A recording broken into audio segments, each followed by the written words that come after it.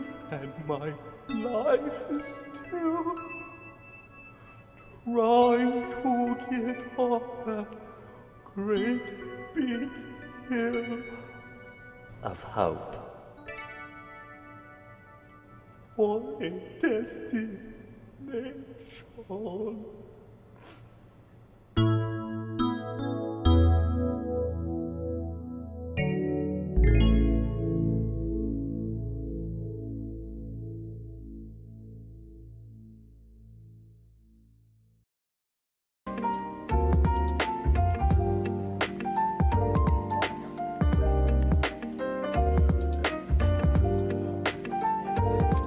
Hello, Kalu Kalay. Your boy is unfortunately expired. My name is Notepad, and I write games for fun. So what are we doing today? Today we're going to be working more on Palinka effect. Most notably, we are going to be working on character creation, the back half of character creation.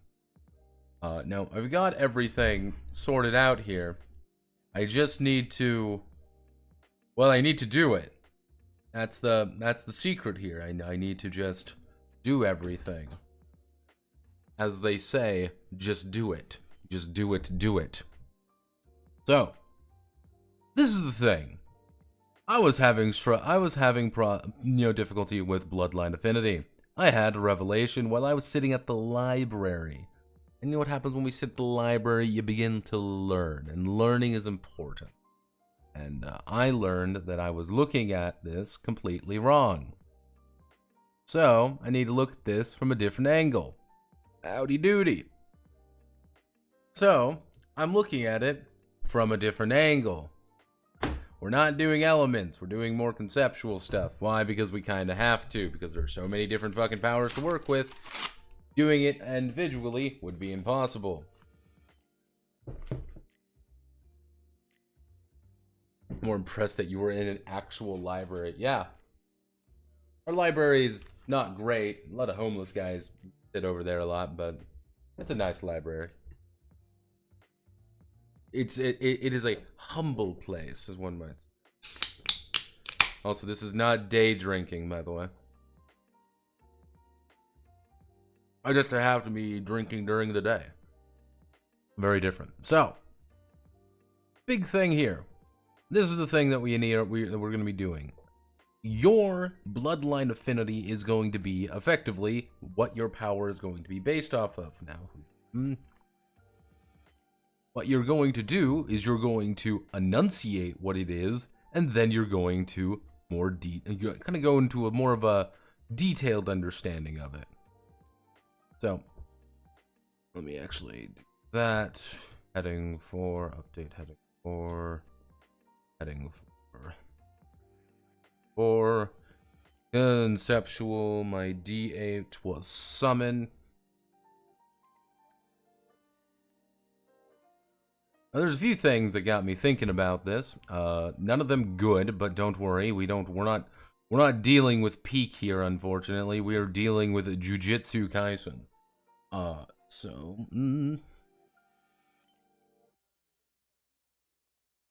Then our final one. Now, D12 is a little bit funky. There's a couple ideas for it. The current name I have for it is Domain. Domain expansion, yeah, yada yada yada. Yeah, sort of. Okay, it makes more sense when I get to it. But basic idea. If we go over here to my Miro board, hello Miro board, love you, kiss you. We go all the way over here. This is your bloodline affinity.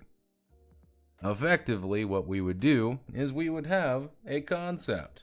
Now, there's a couple ideas we can do with this. I keep going back and forth on them. Basic idea. So, let's say, for example, we're doing this. We might have a concept. I want to do my conceptual weapon of sharpness. That's my concept. I want things to be sharp, so I would add a D6 to it. So, I go down here, and this would be D10 plus 6, because I've got a D6 conceptual idea, conjuration, using an implement, using a material, desired outcome. Should even say combat, or something similar to that. Basic premise. However, what we're going to be using with are these ones. These are all states of being that your power can manifest as.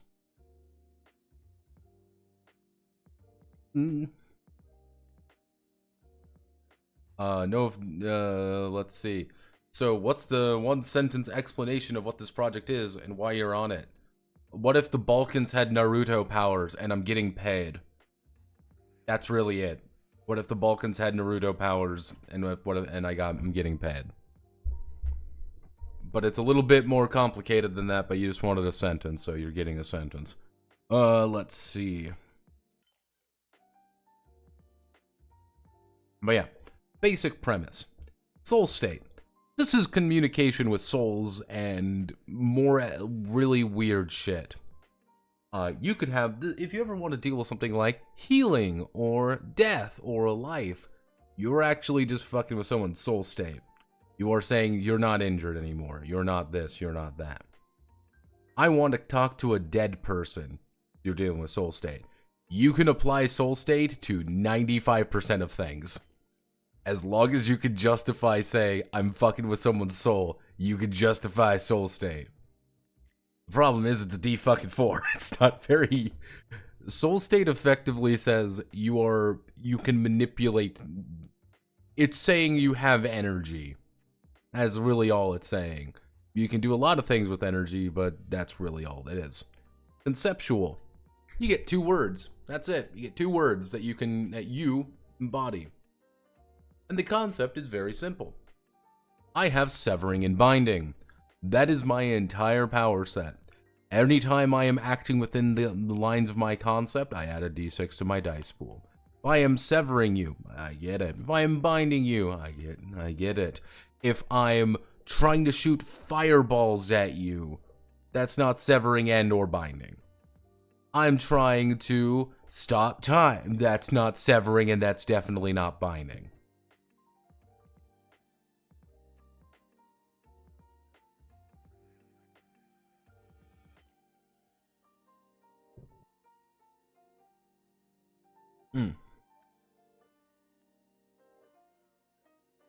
You could be binding time.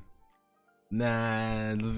See, the thing with conceptual is, like, you have to kind of obey what it is, and it's like, yeah, I want to do something like that. I might even just restrict it to a word. Like, you have 1 word to play with. That is your conception. That is it. It could be anything. That's a secret. It could be anything, but it's just that. Summons are... summons should be... A summon is you summon something to actually do any of your bullshit. On one hand, you have summoned something. This is valuable. On the other hand, you've summoned something. This is an entity which can be countered. I want to play Megumi, whatever the fuck his name, fucking JJK. What's his fucking name? Megumi. It's Megumi Fushiguro. Look at him. Look at him. He's got summoning. That's his thing. He just summons endless Shikigami. That is his entire gimmick. He uses his shadow to summon Shikigami. Boom. Done. That's it. You want to be Jiraiya? You know, if we, You want to be Jiraiya and summon a toad? Yeah, you can do that. That's the summoning gimmick. That's your job. You summon frogs. Doesn't matter what you summon. It just matters that you do summon. Then, bodily. Something about your body indicates what your power is. My blood, I have perfect blood control. That sounds pretty useful. What can I do with that? I don't fucking know. I have to... People are going to probably figure it out pretty quick what I do. But I can do it. Hey, my skin is, toxic. Alright, that's something we can work with. You effectively enunciate, what are you doing? How does your body do this stuff? And then, kind of the idea with domain. Again, you might say, oh, domain expansion, all that shit. The concept behind domain is you are creating a space in which you want to be in. As long as you are in that space, you're good. You could even call this consecration. You are creating consecrated ground. This is where you want to fight. This is where you want to do shit. Good news, you always have home field advantage. That's what you want to do. Your entire power relies on home team advantage or setup. Bad news, it's a little bit easier said than done setting things up. And it's like, okay, what do you want to do? How do you want to do this? Well, I have to set up the field beforehand. You know, I've got to put down 5 stakes, and with 5 stakes, I can fight you perfectly. I have to announce an arena. I have to fight you in a very specific place to activate all my bullshit. Yeah, D12 is really fucking strong. It's still painful, but you can still do it. Hello, phone. Ugh. How do you play Mega Mean? Well, there's a couple ideas there.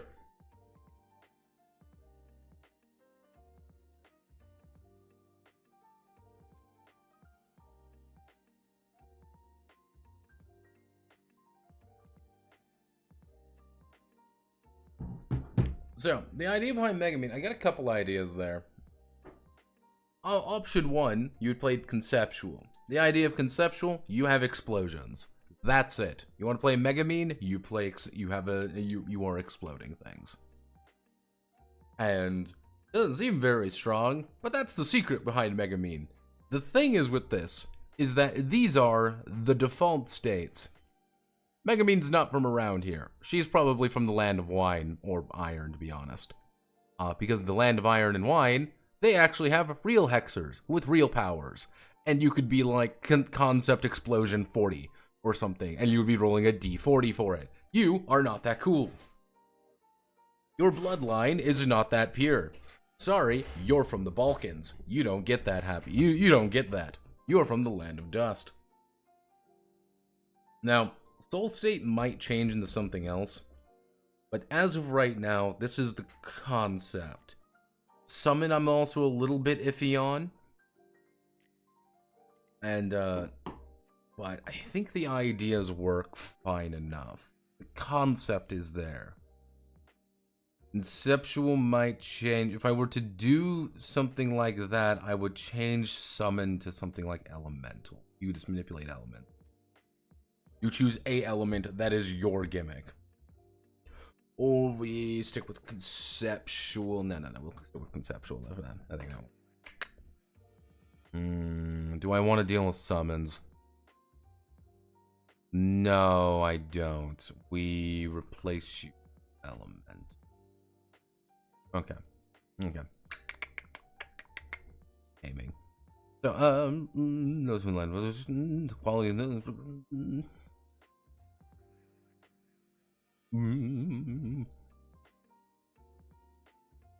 so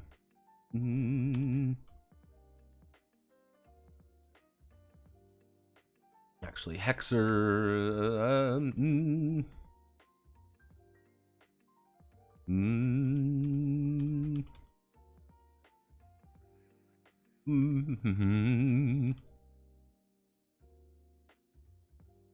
let's see. Perhaps the most pure the Hexer bloodlines. Pure the Hexer bloodlines. They have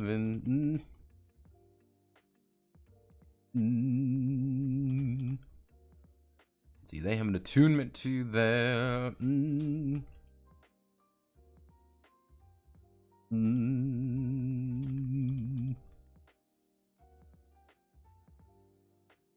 let's see. Let's see. They have an attunement to their Numen to a fine degree, allowing them to manipulate it. Let's see. As best as their training allows them to. Often soul state. Let's see. Often soul state hexers. Oh, hello. Getting a phone call. Hello, phone.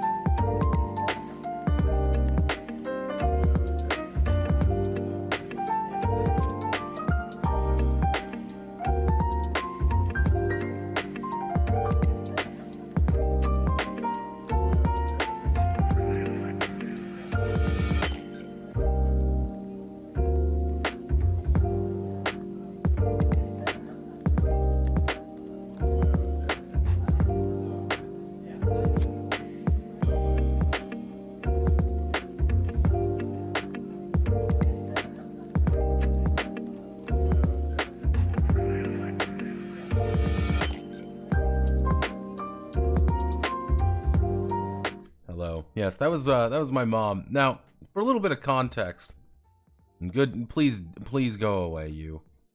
Now, for a little bit of context, last night. Oh, thank you very much for following Prophecy Breaker. For a little bit of context, how's mom? Doing good. Last night there was a thief. There was a thievery. Someone stole something. There was a theft on our street. In the we live next to effectively like kind of like a parking garage thing for one of the apartment buildings. Now, mind you, this is across the street from us. Now, what do you think these people stole from a car, from a single truck? Just think about something you would steal from a truck. Okay, I got an idea. This fucking lunatic, this fucking loon stole a fucking gun. Stole a gun and like a bunch of ammo. Because this fucking idiot, yeah, he stole a gun and a bunch of fucking ammo. Because this fucking idiot didn't bring his gun inside with him. He left it in the fucking parking garage. And the thing is, it's a secure parking garage. Here's the thing, it's a secure parking garage. And someone managed to get in, break into his car, grab the gun, grab the ammo, and grab a fucking plate carrier, apparently, and leave. And, it was bad this morning. Me and my mom went out and grabbed to do some, it's one of those things, me and my mom went out, and we saw the police trolling all the way up and down the streets. They were going slow. They were looking for people. I mean, it's like, oh yeah, someone stole a fucking gun. I'm like, God damn it. Yeah, if I saw that in a shop, I'd buy. Yeah, I'm glad you like my headband. It's truly a loss for words.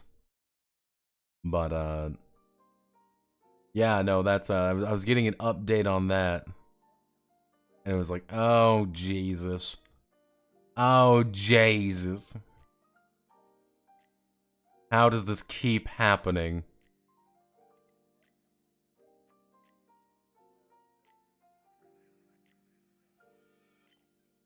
Alright, so let's get back to work. Back to work. Let's take blood on this.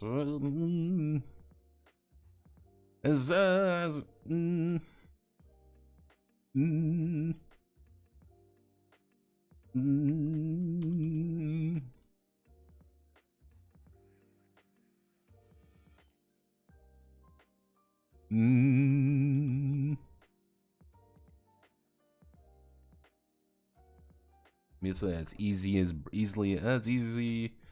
Let's see. They have attunement to their Numen to a fine degree, allowing them to manipulate it as easily as breathing.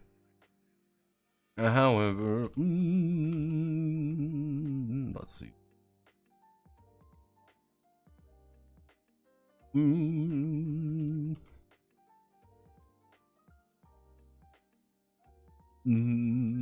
Let's see.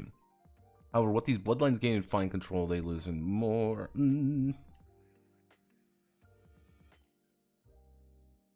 Let's see. The direct application of their abilities. Soul state. Soul state.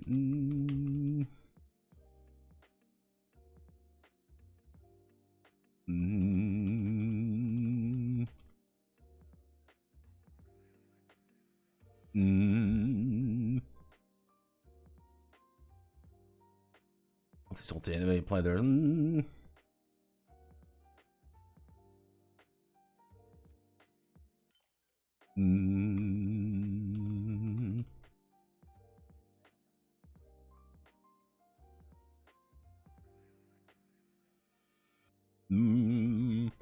Let's see, soul state access may apply their soul state to any Numen check they have, but rely entirely on the energy that that Numen creates rather than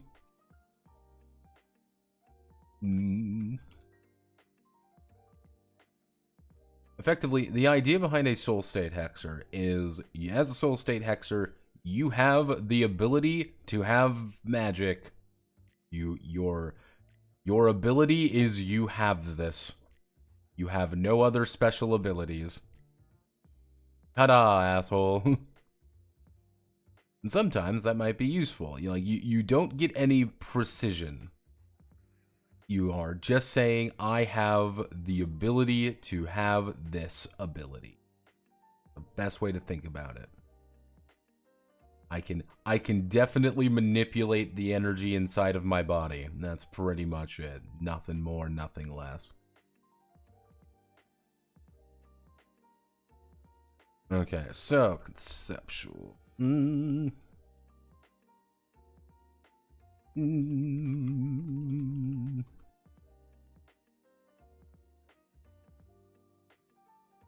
Let's see. Conceptual hexers form the bulk of bloodlines.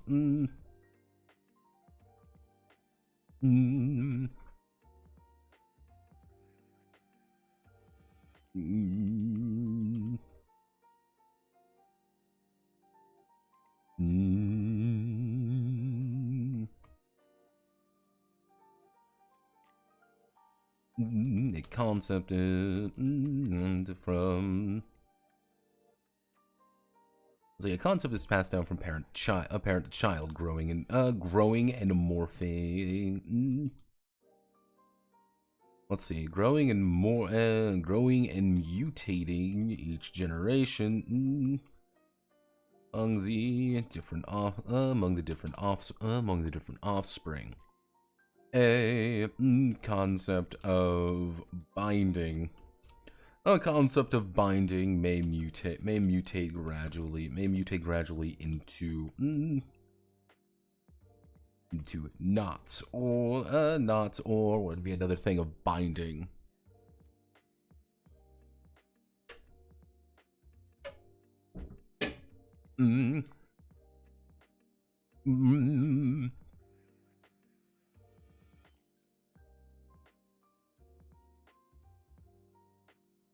Into knots or magnetic, allowing the child to not, actually no, maybe not. Maybe knots is not the right word.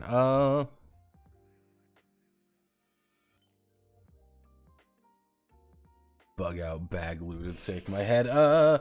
Skin growth, binding limbs. Let's see. Actually, it would be or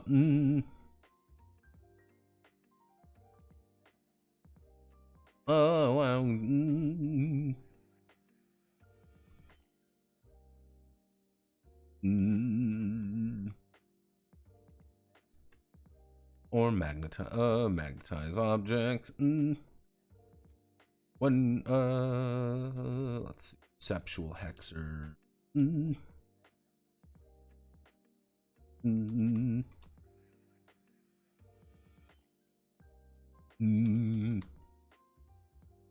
Let's see. Conceptual hexers choose a single word that finds their being. A concept. This concept.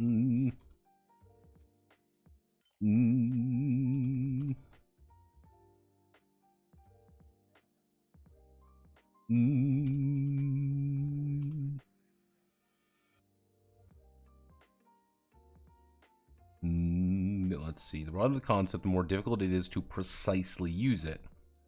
Let's see. The broader the concept, the more difficult.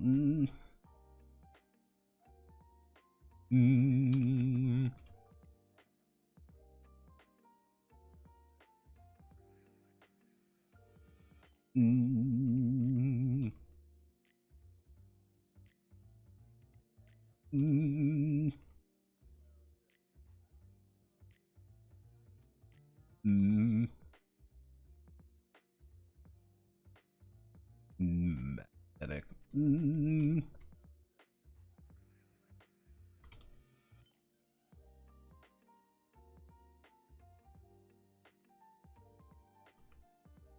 Yeah, there we go.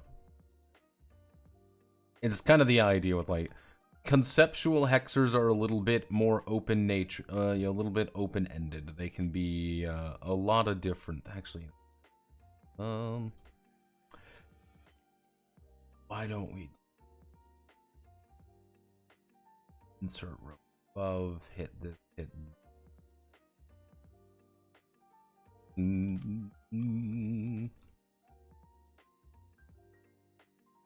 You can kind of think of a soul state hexer as, I want to play Naruto. I want to play the Naruto man. What character do you wish to play? I wish to play Naruto. That is what you are playing as. You are playing as John Naruto.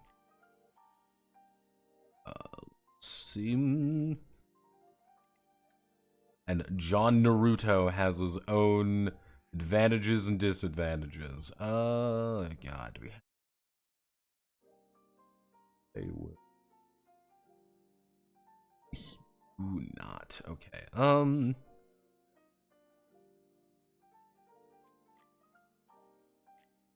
No, let's keep you with. That looks terrible. That looks absolutely awful. No, we put you here. We're gonna have to put a note there. We've got conceptual, then we do elemental.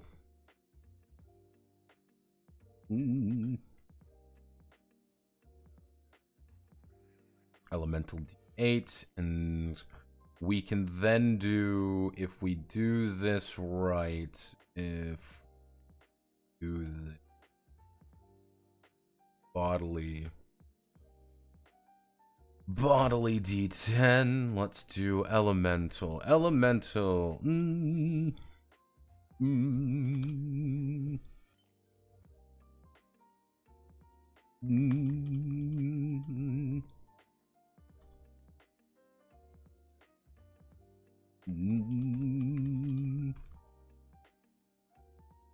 Let's see. Draw there.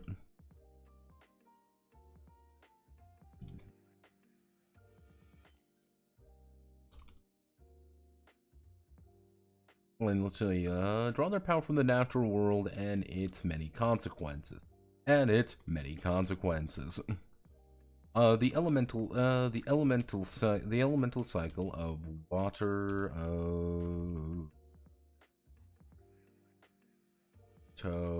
Naruto elements. Tell me more about Naruto elements. Fire into this is cycle of fire. Fire into earth, into fire, earth, wind, water. Let's see, the elemental cycle of fire, earth, wind, water, metal, and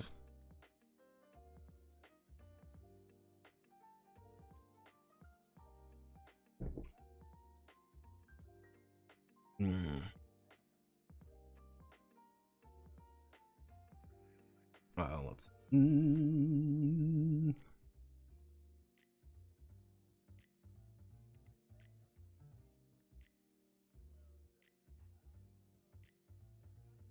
I'll use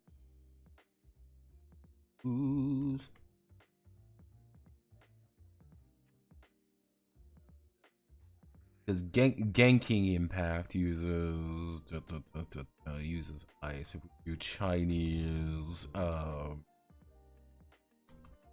we use Chinese element chart. It's fire feeds the earth, feeds the metal, feeds the water, feeds wood. That's the cycle there. If we can keep it with lightning. I think lightning is fine enough. Fire, earth, wind.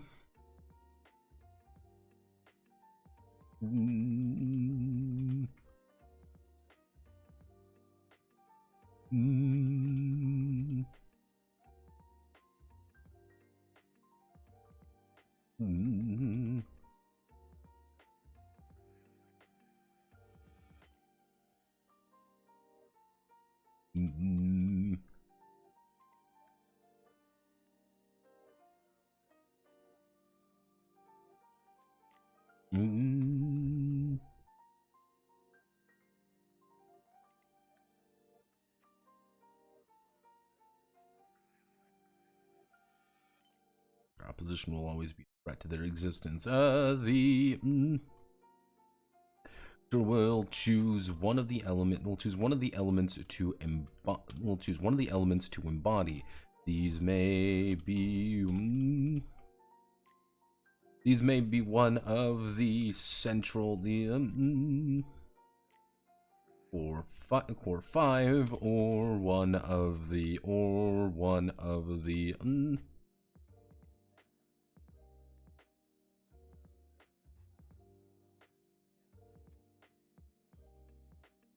Hello, Notepad. How are you doing today? Have you ever considered taking a career as an audible voice?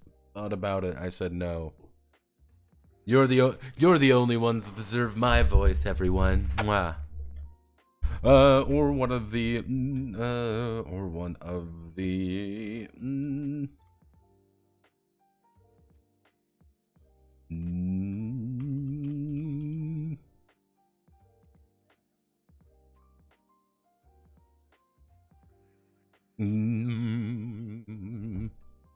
Let me check out the Naruto elemental chart here.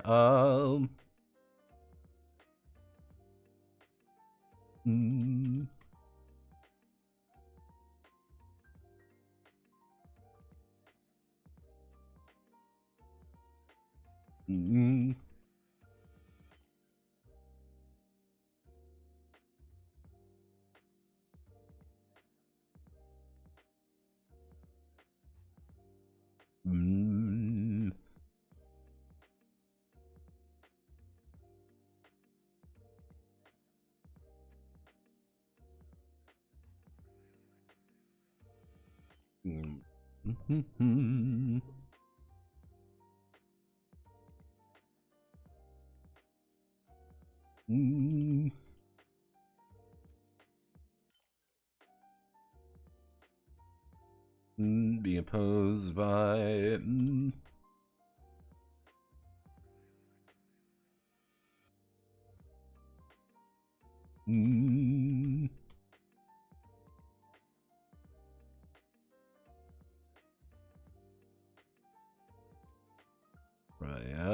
familiar Hexer. Opposition from a for spell doom for a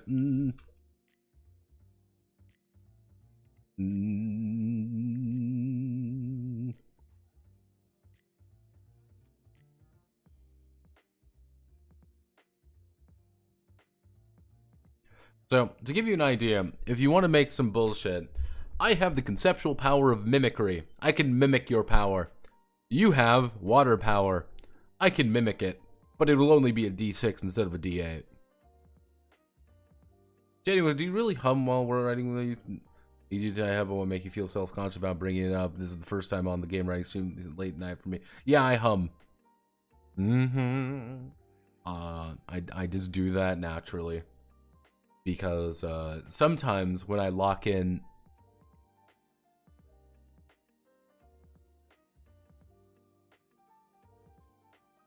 it's just dead silence, and I was told very early on in this, I don't know what the fuck you would call this, that putting audio is better than nothing.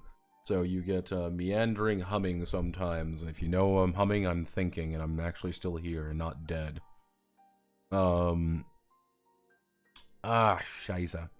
But yeah, no, ask any questions. Ask any questions you feel like. That's why I have this little thing at the bottom here. Ask questions and I will answer. Bodily. So, bodily is kind of an odd one.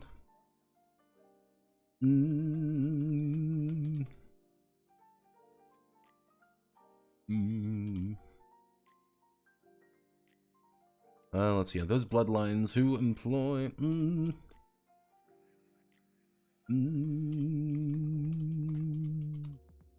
Let's see. Bodily hexers are those bloodlines who use their body as a vector for transferring their Numen energy.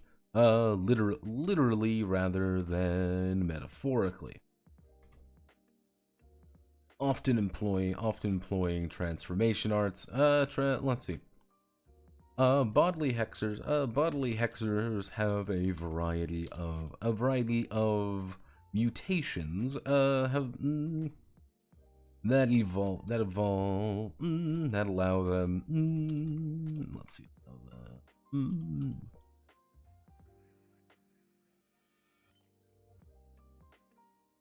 let's, bodily hexers have a variety of mutations that allow them to better focus and manipulate their Numen, if not just using their flesh and blood as the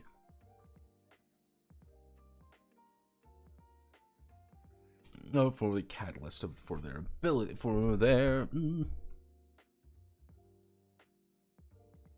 abilities.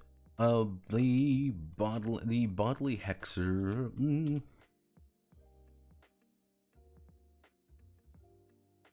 No, blood. Let's see. Bodily hexer choose one aspect of their body. Blood, eyes, organs, or blood, eyes, hearts.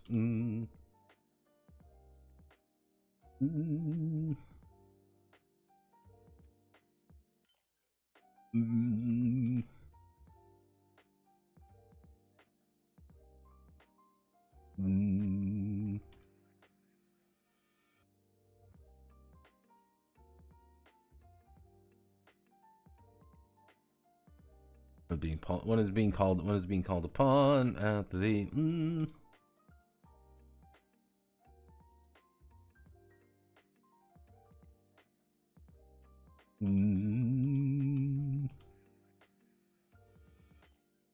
let's see. At the best of situations, their body is their greatest weapon. At the worst, it's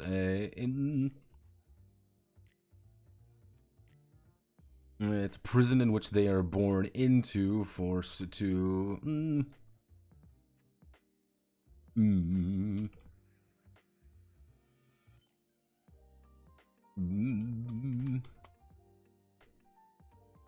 The best way to think about it, bodily hexers have to deal with the fact that they know when something's broken. And like what I think a good idea of getting you in the mindset of a bodily hexer. Imagine that you had perfect control over your blood. You could cut your palm and you can control your blood to do something. This is a unique situation because on one hand, blood is very valuable. Bad news is you don't actually have that much blood, relatively speaking. So if you keep shooting out blood, using blood, going more and more and more and more, you're going to start getting anemic, and then people might start claiming die, saying you're anemic. Things are going worse for you. You get injured, you're starting to get the worst things start piling up. Hey, I use my arms to do things. I literally transform my arms to do my awesome cool techniques. Oh, that's great that you use your arms to do this. Okay, good news, you have it. Bad news, your arm's been taken off. Uh-oh, that's bad. This also lets me create Boogie Woogie. Sword Bastards. Technically, Arc Knights also uses it. Alterna Kongeri, but Alterna is a little bit odd. Yeah, both of those. Sword Bastards uses Reverse Roulette. Pretty much you're trying to draw and get the best card you physically can. And Alterna uses technically its own deck of cards, but you can use just a normal deck, but you just need like 4 of them.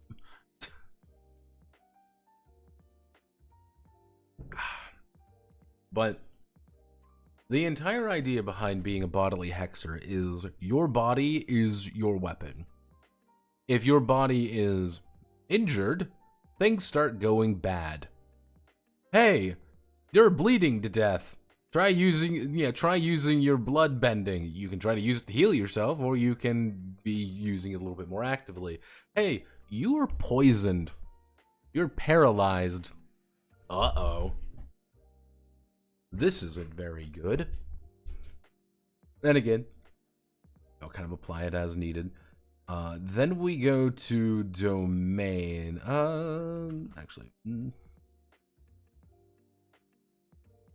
call it consecration. Not the perfect wording for it. If any of you have any better ideas of what to call this thing, feel free to tell me. Now is the time. Consecration. Ow.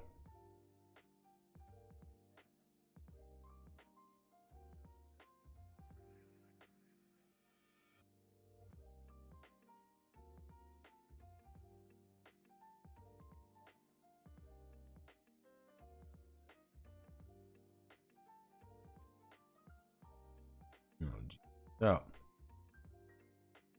Conquered land? Well, pretty much the idea behind it. So let me just.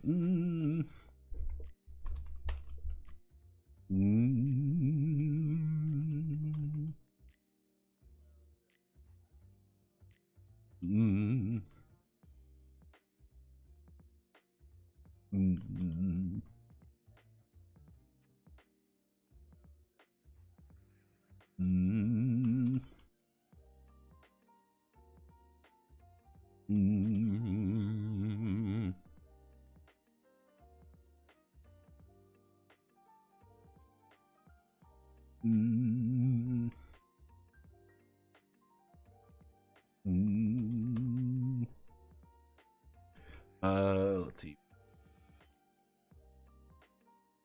Let's see. They are recruited preferring to be sacred protector. That's not supposed to. Sacred, preferring to be sacred protectors of the sacred cities and villages, rather than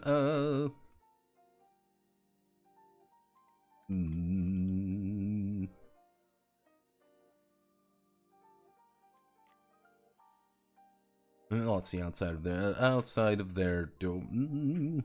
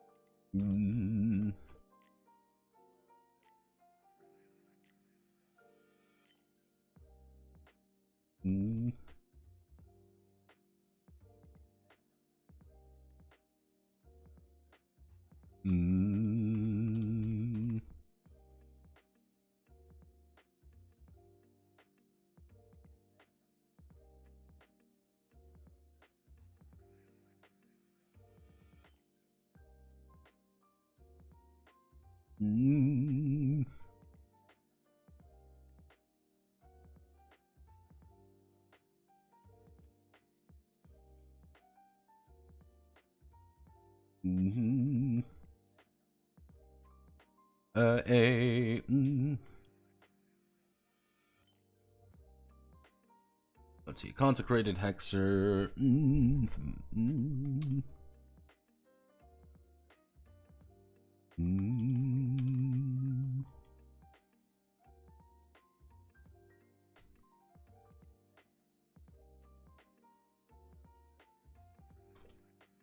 Let's see. Consecrated hexer may add their bloodline die to a Numen check when they have successfully prepared a consecrated ground. Also, when they have successfully prepared a consecrated ground, allowing. Let's see. While.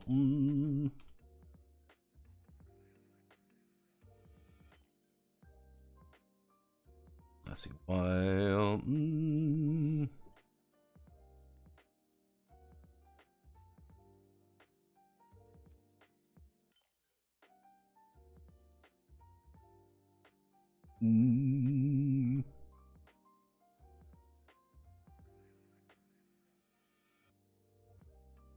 Reword conceptual.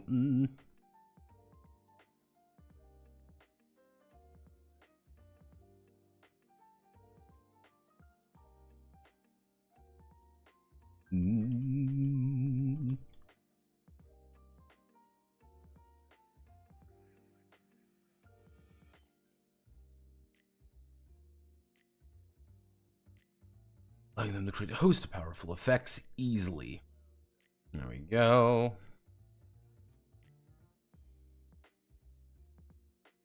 Effectively, there are, I did write in domain expansions because I was kind of, I was strong-armed into it, as if you would believe that. It was, you need to put this in, this is a requirement, and I'm like, Ait boss. Ait boss man, I am nothing but a slave to the people. I can do it. Nah, I'd win, as famous gay porn star Gojo would say.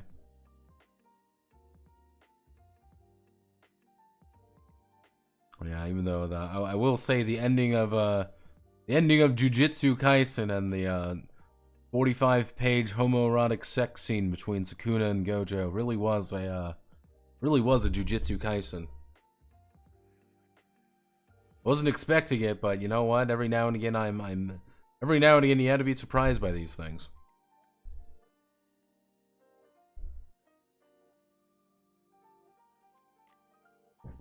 Was there any PBTA game you don't outright dislike? I get why you dislike most of them. I was just wondering if there's any you don't outright hate because they have neat ideas or something redeeming about them.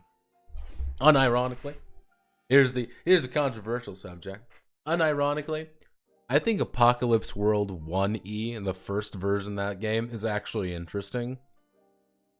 Because it knows exactly what it is, even though the author doesn't know what it is, which is kind of weird later on. Any version after that gets a little bit less interesting to talk about. And anything made by the bakers, gets infinitely funnier when you realize they keep having to beg people for money. But hey, we don't talk about that part, right, everyone? We don't talk about... we don't talk about that part. But yeah, no, it's like, I do genuinely find it interesting. And you may be saying, but why? But why, Notepad? How could you possibly find that interesting? Because, again, it's an HBO... It's an HBO show. Once you realize it's an HBO show, every single aspect of that game clicks. And once you realize that, it becomes a lot more interesting, unironically. It becomes a hell of a lot more interesting. But most people don't do that because people are like, oh, it has sex moves in it, therefore it must be bad. Even though, unironically, the sex moves sell it. You want to know why the sex moves sell it, everyone? Because without them, it's not an HBO show anymore. It's not an HBO show anymore. Because if you really think about it, what is every single HBO show? It's fighting and sex. That's all that it is. Oh no, but my favorite HBO... Nah, it's fighting and sex. That is what a vast majority of them are. HBO home box office. Inshallah. Bratty Toaster Diaz. The Bratty Toaster Diaz. Yeah, no, it's a home box office. Sopranos and the like.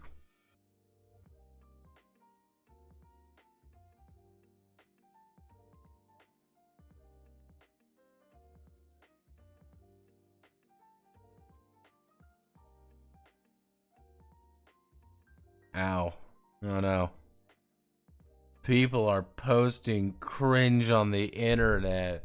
How does this keep happening? Okay, so we've got this. If we want, we can maybe add it. They're posting cringe. Cringe on the internet. Save me, Sukuna.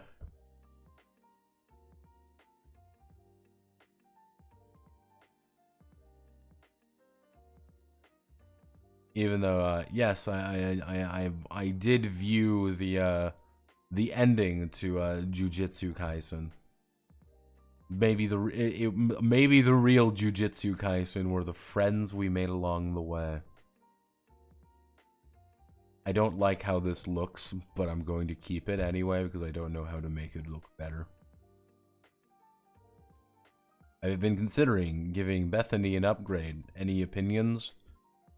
The Bratty Toaster will remain being able to be killed. Inshallah. I shall do it multiple times. Let's see. This leads us directly into the Numen cycle.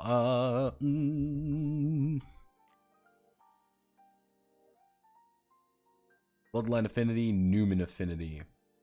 Numen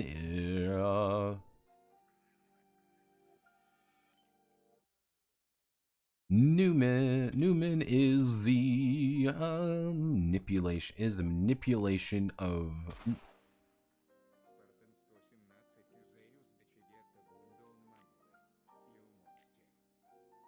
I was stuck in one of those slots. Yeah, you monster.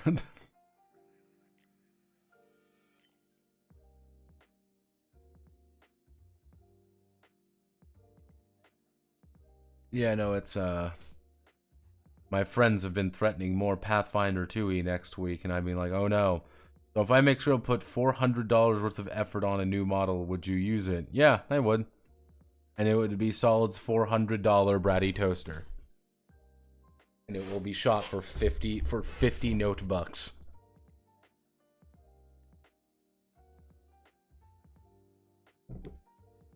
I'll raise the price of shooting it even. I say we triple the Janny's budget. I say we quadruple the Janny's budget. We could have both the $20 and $400 version. No, you get one or the other. You either get the Solid's $20 Bratty Toaster, or you get Solid's $420 Bratty Toaster. Does the Bratty Toaster Diaz? Let's see. Numen is the manipulation of.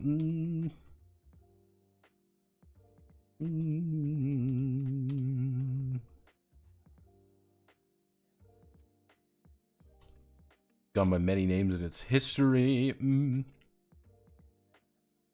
Generally accept. Numen is the manipulation of one's internal energy. Manipulation of.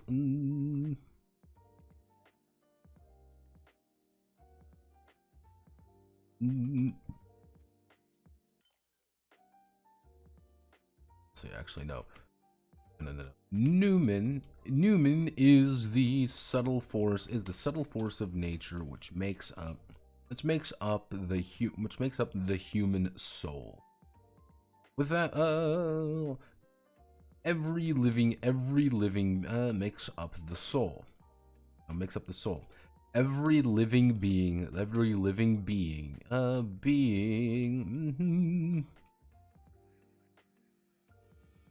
Numen emanating from their body. Numen emanating from their body. And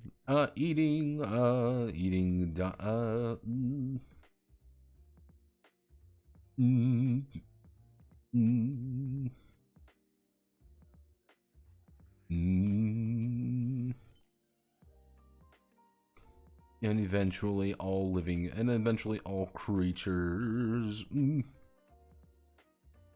return to Numen at the end. At the end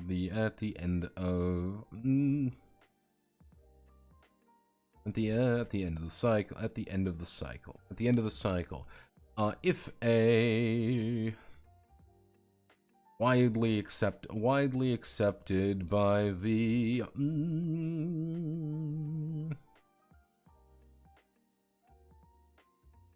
three sages. Let's see. The three sages.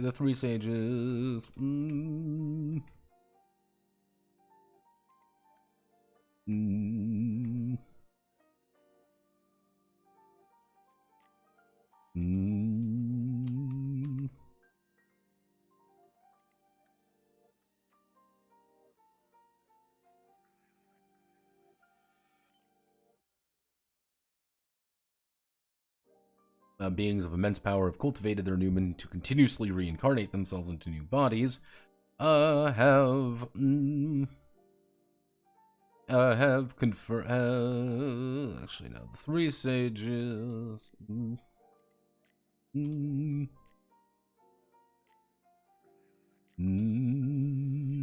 Let's see. It's widely believed that. Let's see. Cultivates. But let's see. Widely believed that every day one cultivates an Numen by living life. Whether it's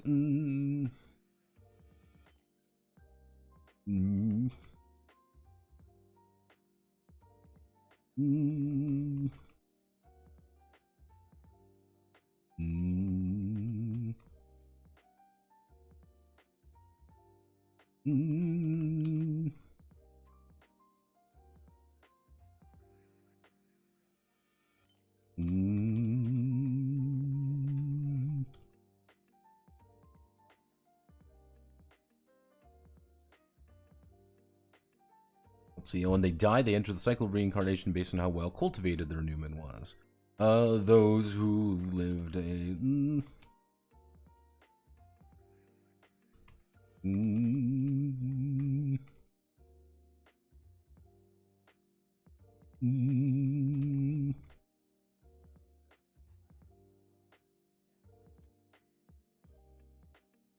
let's see, who are heroic and let's see, heroic and healthy. Heroic and healthy.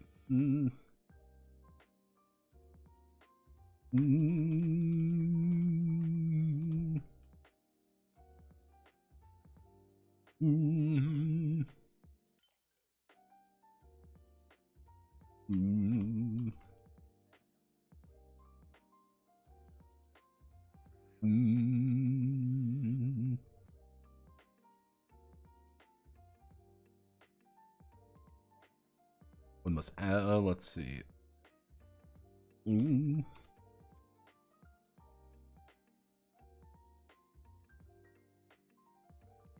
one best life, one must cultivate. One must cultivate themselves to live their best life. Effectively, it's as long as you are doing things, it is assumed that you are cultivating your Numen. Every day you do something, you're getting better at things. Life is so grand and wonderful as long as you're doing stuff. Hexers are different.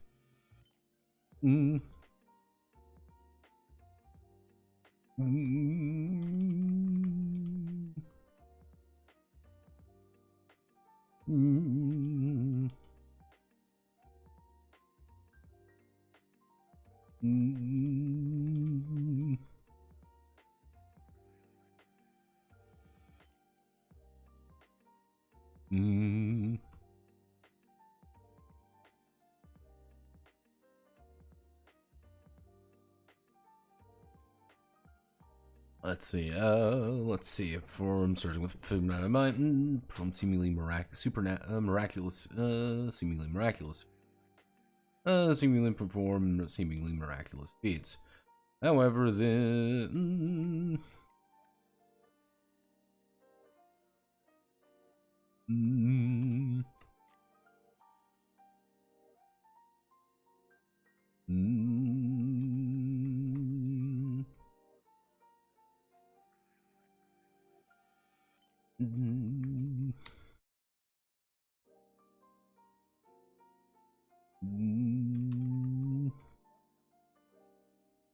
to a hexer, let's see.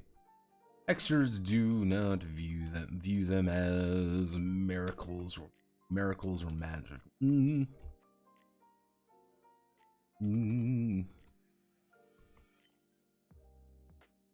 Let's see. They instead rely on the Numen wheel.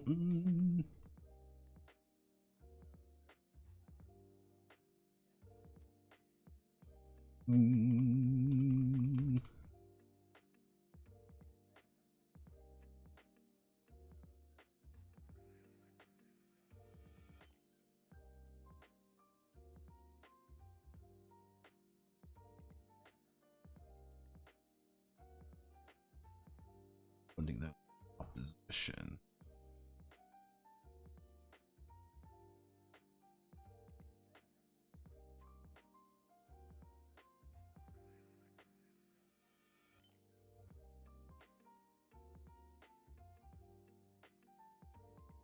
How much for you to keep both? Oh no, solid. Oh, hey, thank you very much. Vast asynchronity. Vast asynchronity. Yeah, brother, don't do this to me. I've been drinking. Let's see. The flows fun, surging with supernatural power and might that enables them to perform seemingly miraculous feats. Hexers do not view them as miracles or magic. Instead, they rely on the Numen wheel to determine their affinities for power types. Each hexer assign. Let's see. We want to go here. What did I say? D10. Okay. Each hexer will sign.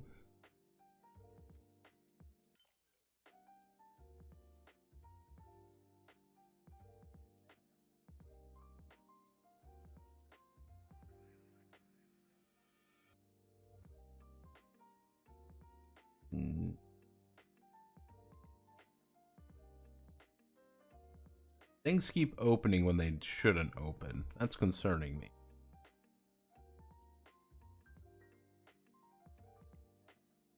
Let's see something.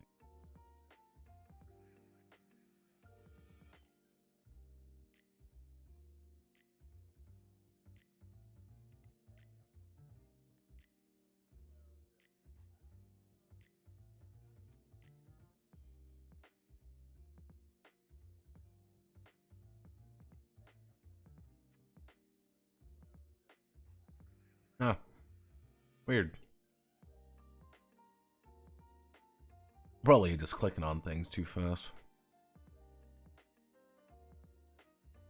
Let's see, let's see. Each hexer.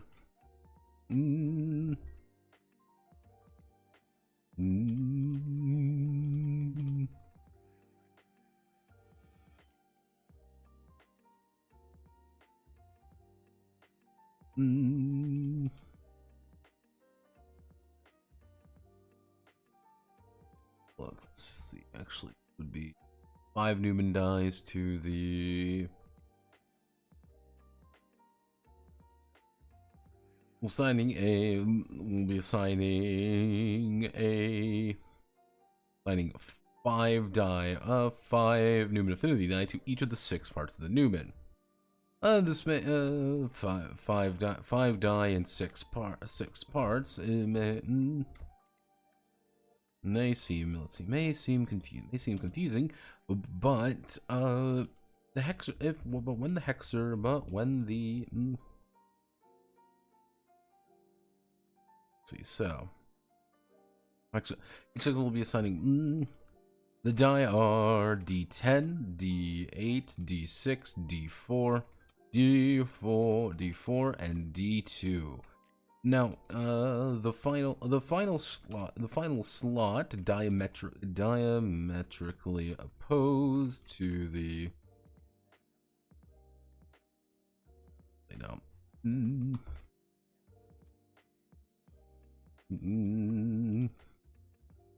First, assign a D10 to one part of the Numen wheel. Each hexer will first assign a D10 to one part of the Numen wheel. Representing what they are most adept at performing, and determining their natural affinity with it.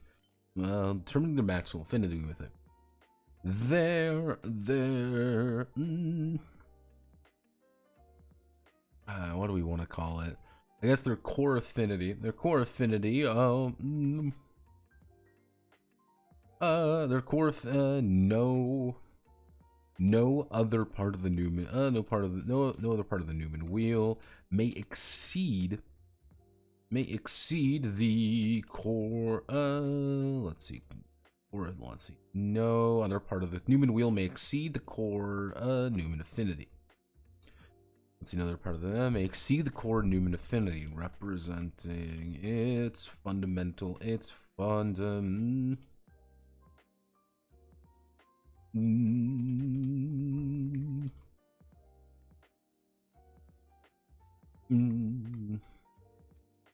Let's see. No other part of the Numen wheel may exceed the core Numen affinity, representing its fundamental nature to the Hexer's abilities and sense of self. Let's the on the Numen wheel on the Numen wheel the diametric opposite will forever have a null.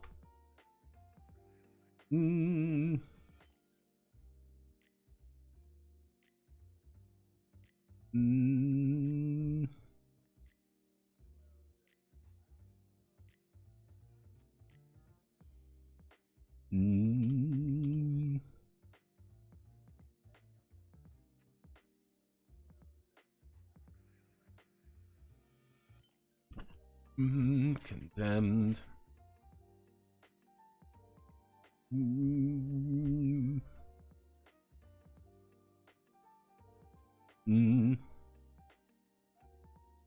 Will forever be condemned to being locked, meaning that no matter how hard they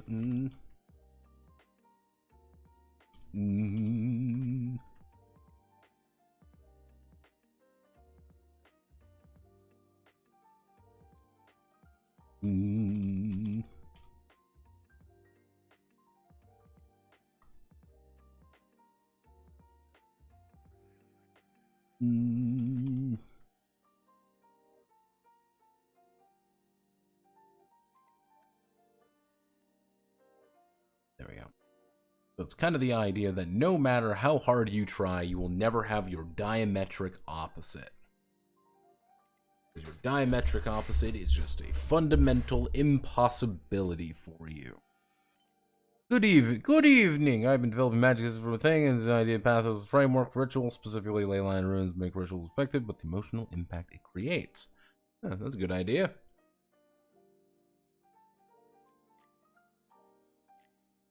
Can't be a bad idea. Just make sure you. It's one of those things. Make sure to kind of enunciate kind of clearly what's going on, or people will be like, "Well, I mean, I'm feeling." No, I'm not. I'm feeling this way. Yeah, you want to minimize as many arguments as possible for things like that. Let's see.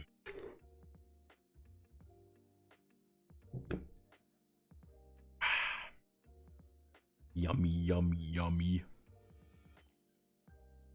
Okay. Okay, this is where things start getting complicated and unfun. I need to go to... Not Palinka effect.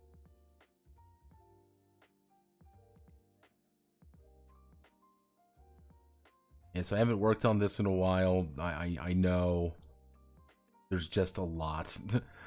Fun fact, there's just a lot to work on with this. Okay, I need...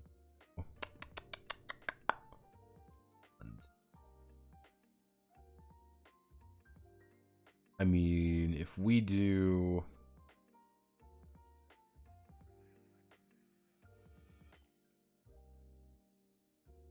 One, two, three, 4, 5.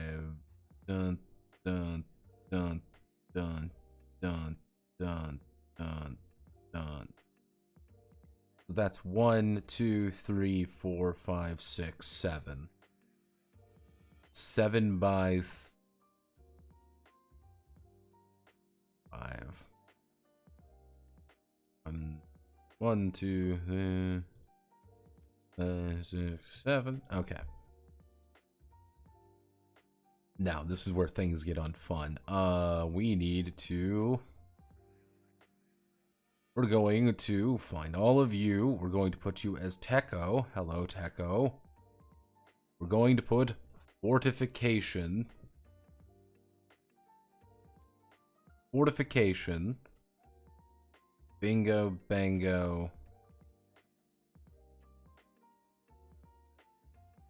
Bum, bum, bum.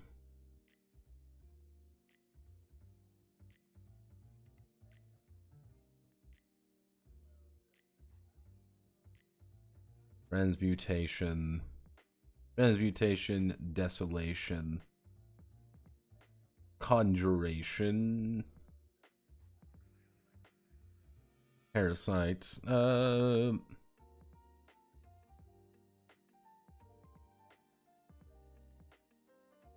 Parasitism. Parasitism.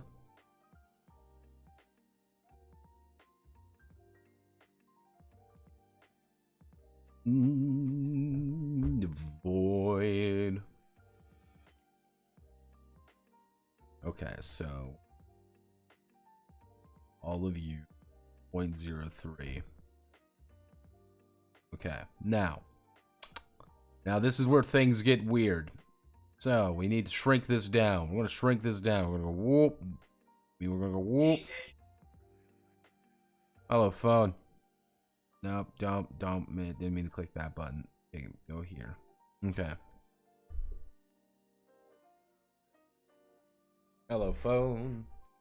What's poppin'?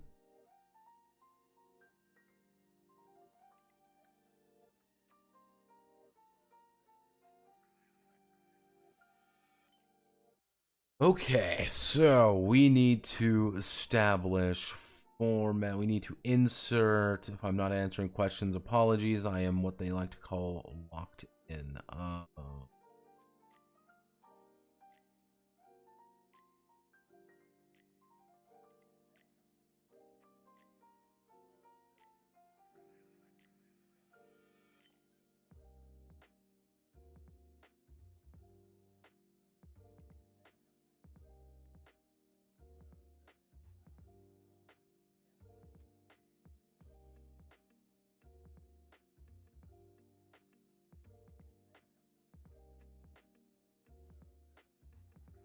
Oh, nope, that's not. I need arrow like this. Northeast double arrow. Oh.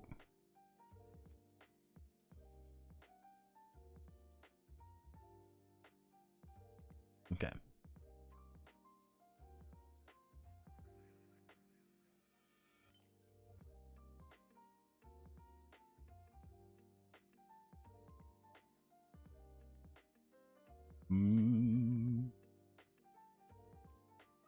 Okay. All right. All right. All right.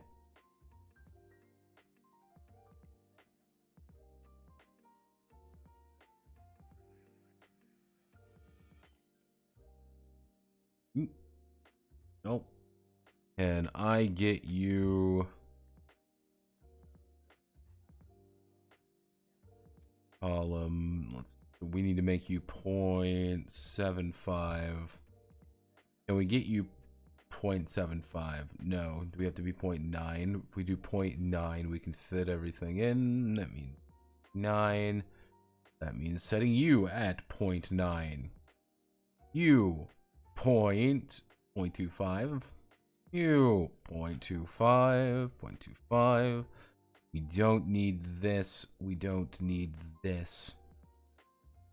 We do need all of this, but we can shrink you down as much as we physically can. Shrink you down as no cell padding on these. Because we're saving a little bit of space by getting rid of all the cell padding. And because we got rid of all the cell padding.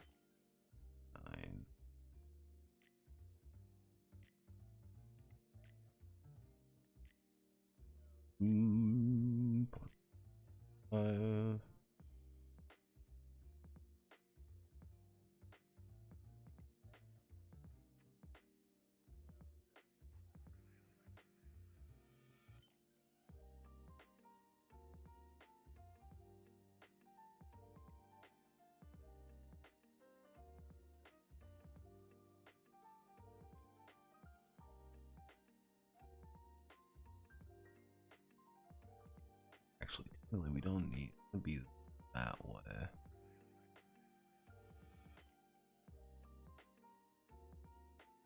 Boga. 1, 2, 3, 4.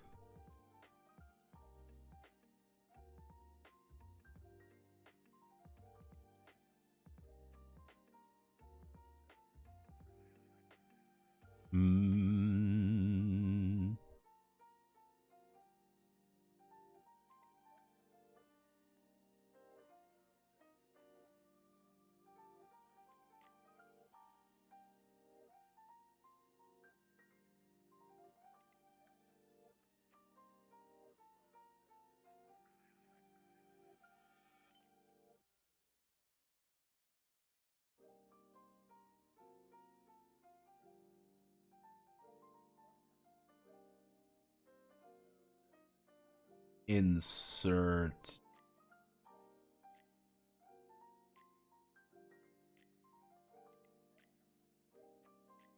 Best character. Woo.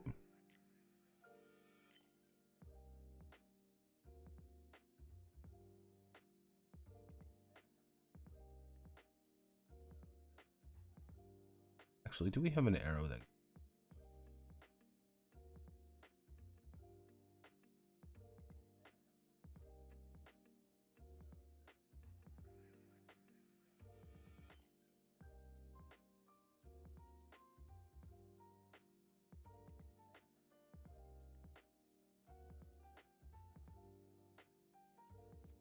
Actually, can we?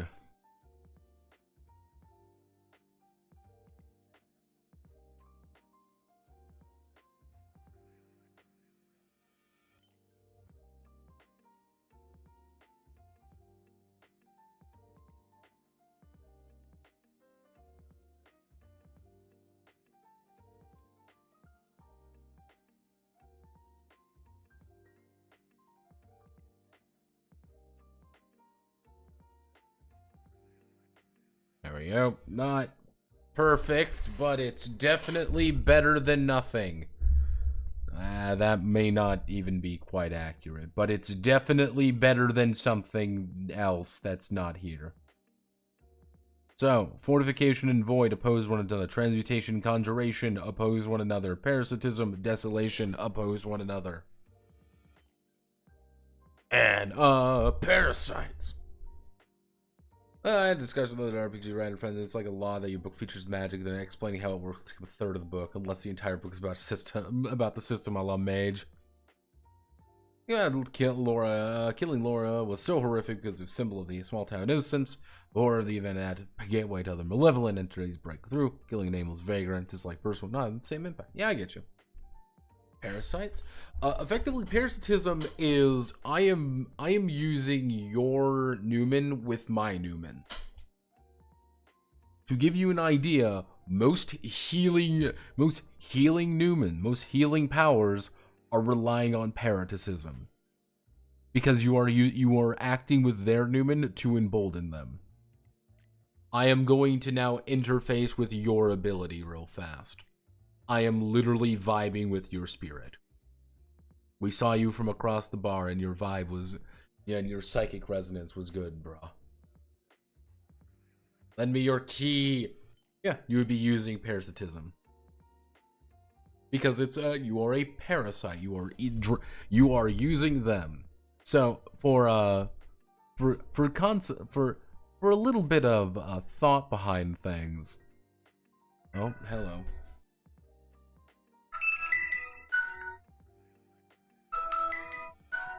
Ah, hit all the wrong buttons.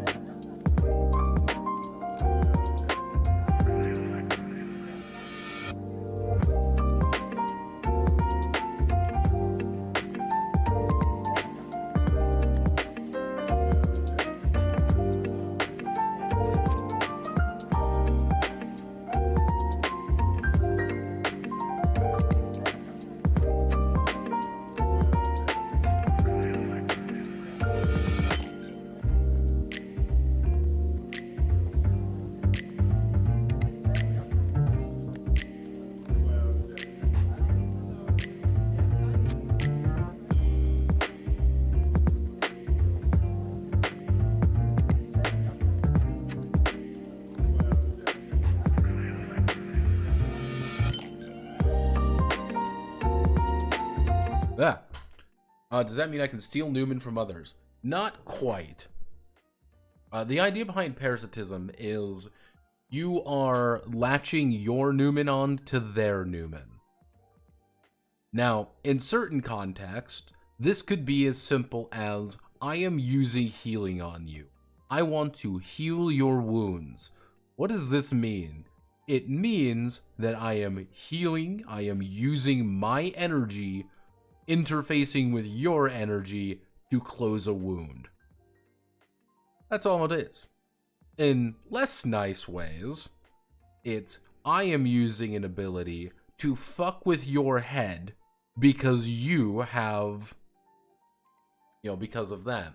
Now, parasitism, you can be a little bit silly with this ability, because I legitimately I came up with this idea through Naruto. Yes, Naruto's sexy jutsu, or more specifically, reverse harem jutsu. Because that's legitimately what Naruto's reverse harem jutsu relies on. Him bullshitting.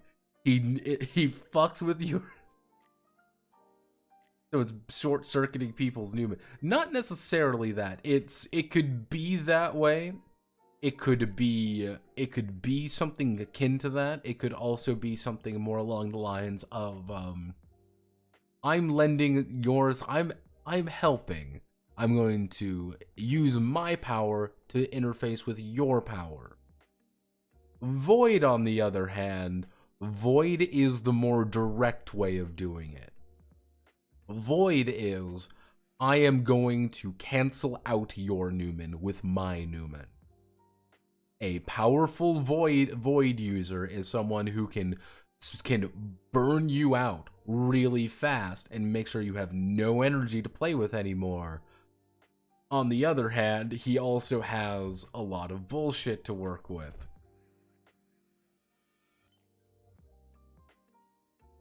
I wonder if sexy clone jutsu would be useful in combo. It doesn't create a distraction for sniper. Yeah, legitimately. Like, the thing with, like, shadow clone jutsu, like, Naruto uses that a lot.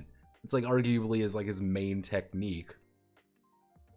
And it's just like, yeah, I'm doing that. But sexy clone jutsu, and it says repeatedly, and that's the entire gimmick behind that final of reverse harem jutsu. Reverse harem sexy jutsu, which is, hey, this fucks with people with better chakra. Why? Because they have no idea how to process all of it. Because they just get a shit ton of information right off the bat, and it's just what the fuck? And it works. That's the funny thing. It works. He does it. And in this game where you need to get bonuses, or you need to try to get a little bonuses here and there, being able to distract an enemy for even half a second is something valuable to think about. So, conjuration.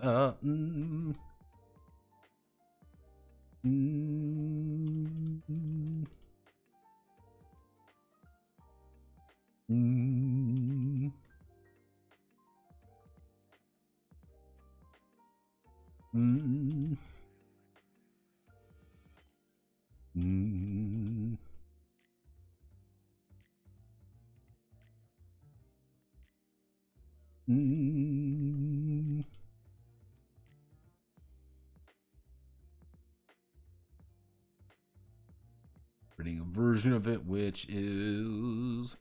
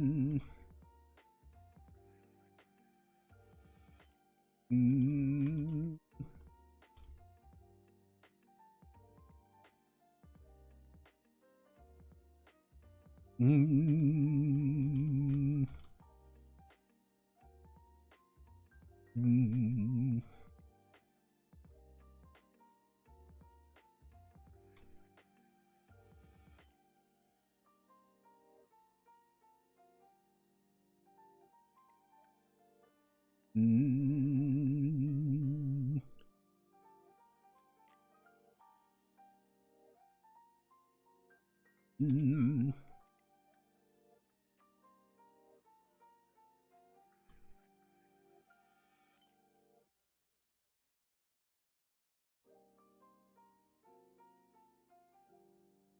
Mm.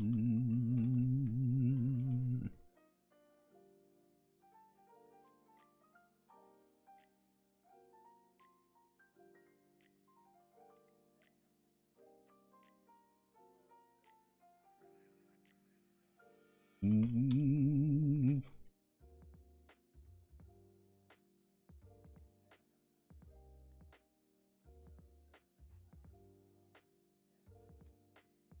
Mm.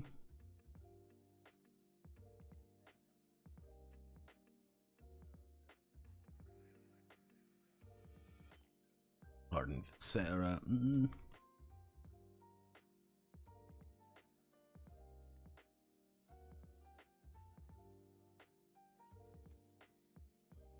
Mm.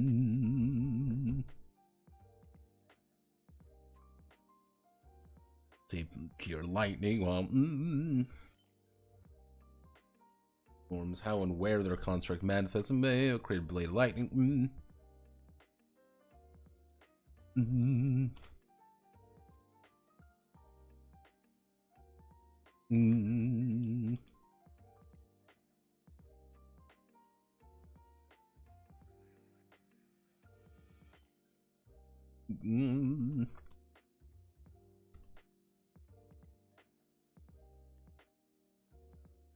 Mm. Let's see, may anti their constructs to create them with finer detail and more precise application. While mm,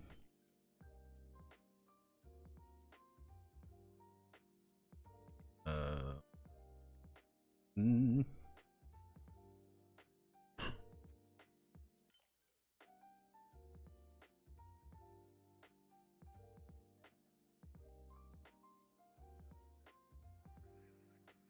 mm.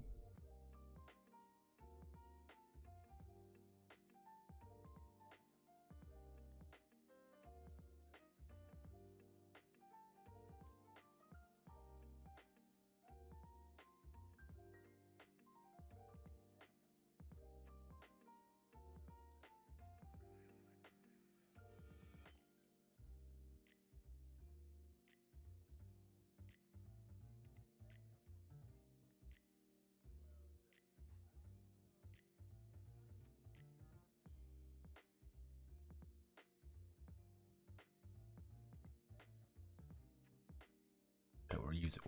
Okay.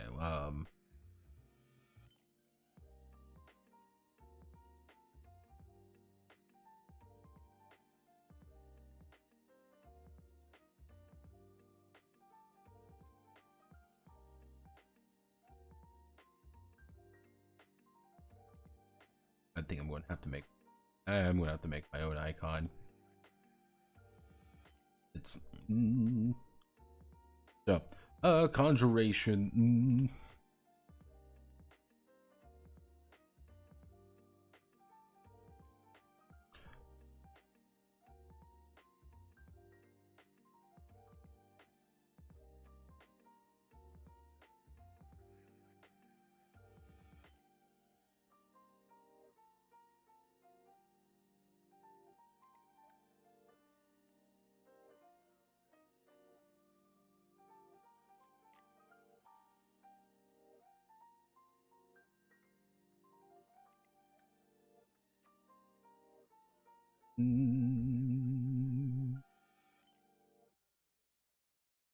You little bug. I see you, little shithead.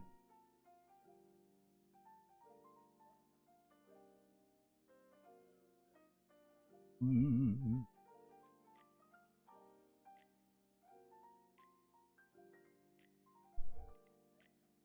Mm.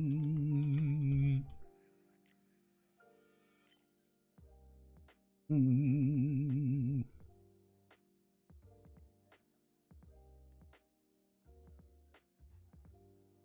Mm.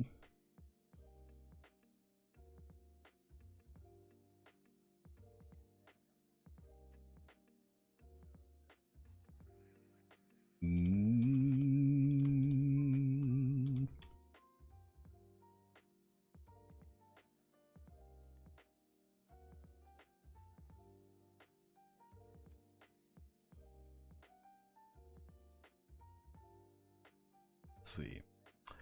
We want to do...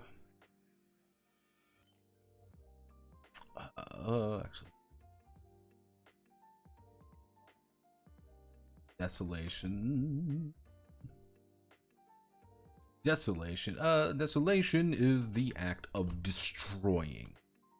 Let's see. Desolation is the act of destroying. Destroying and eradication.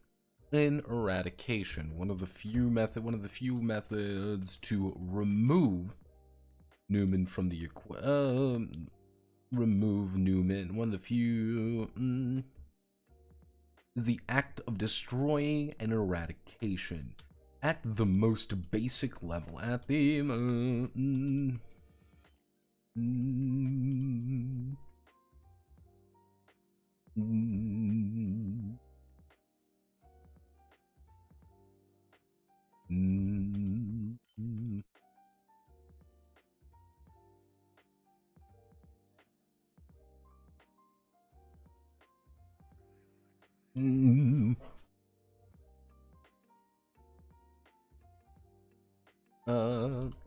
at more advanced tech training and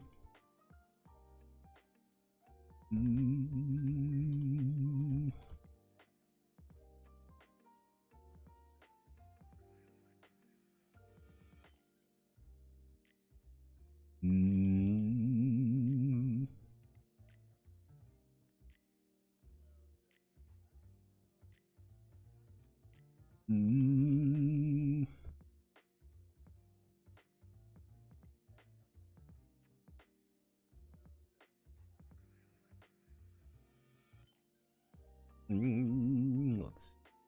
Desolation for more precise application of its destructive sort of instead of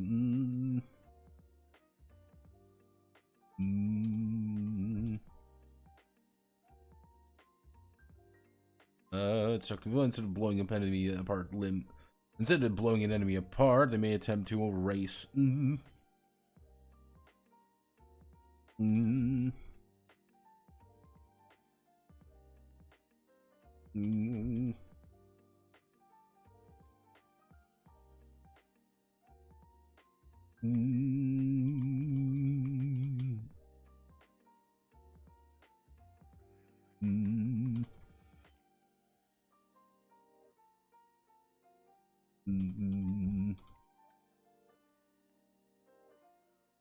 we'll go doing this deed doing this deed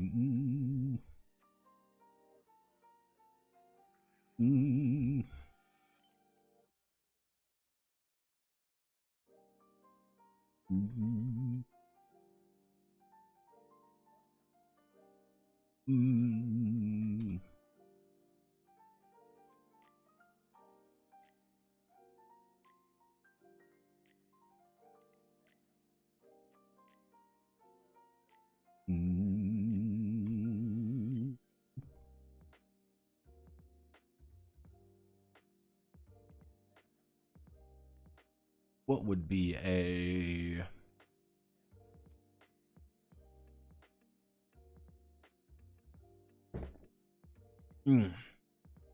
Agent of Beelzebub?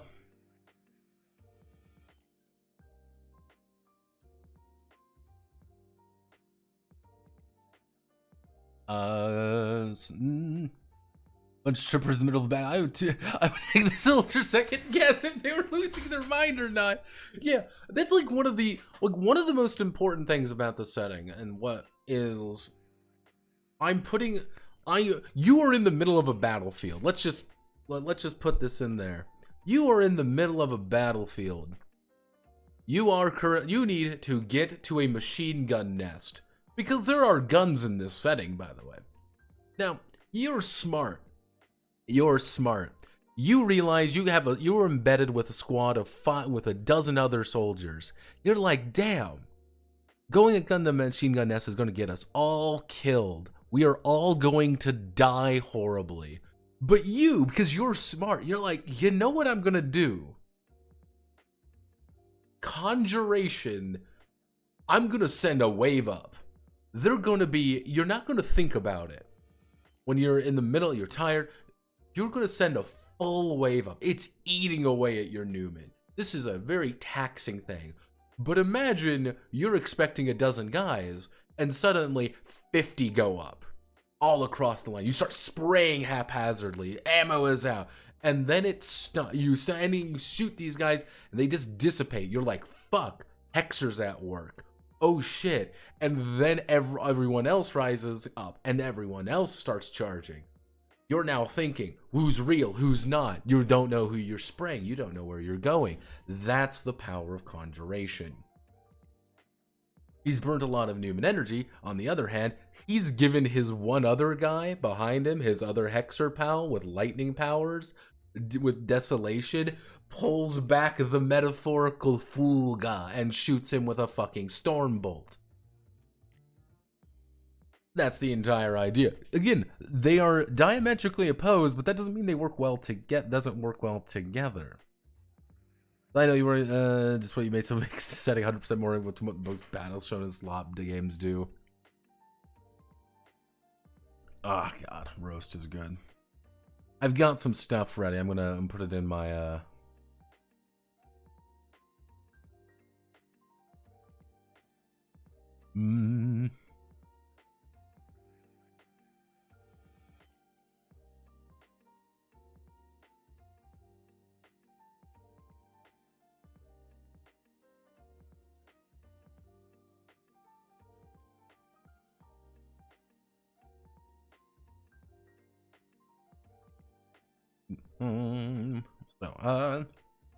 what would be another good one? Fire. We've got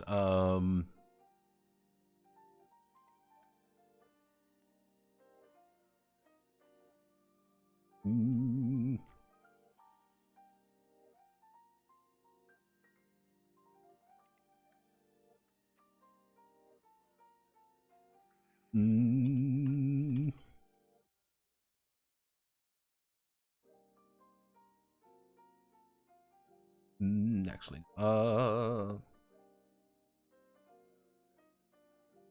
full state, conceptual, elemental,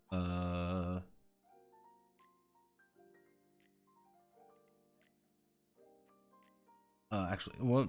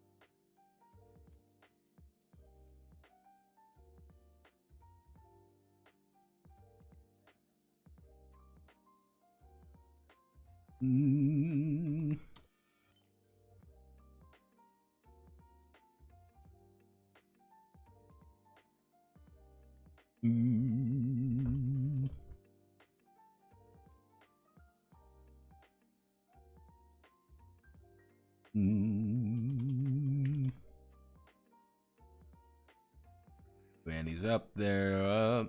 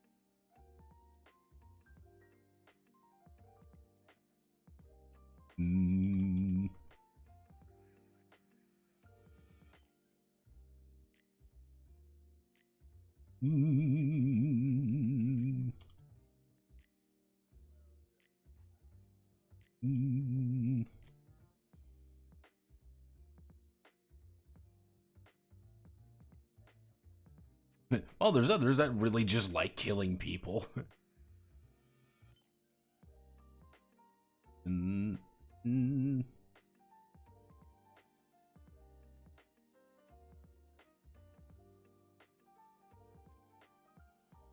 Mm.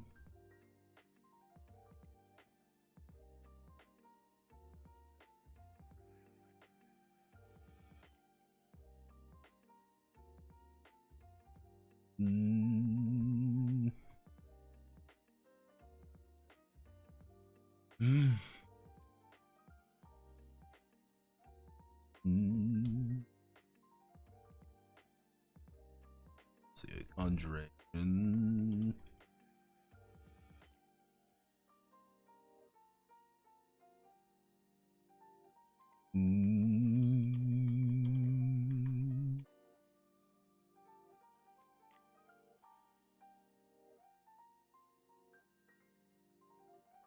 Mm.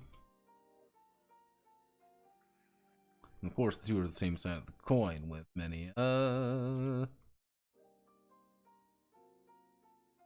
Mm.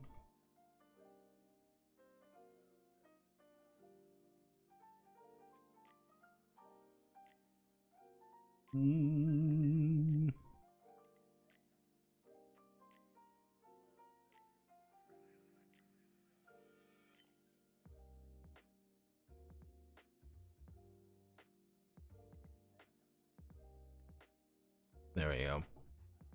That's kind of the idea. That's why they oppose one another. A conjure and a someone with conjuration and someone with desolation. It's not like you're opposed to one another. You work together. You're just on opposite sides of the same coin. And as anyone knows, opposite sides of the same coin can't face one another. You are working apart from one another, but you work well together. Arguably, someone who's good at desolation and someone who's really good at conjuration can do a lot together. Just, they don't work well together. They don't want to work well together because they're diametric opposites.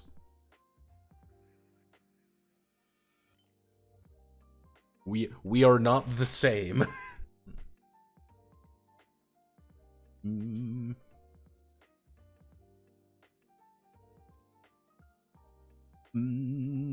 This would be actually we do transmutation.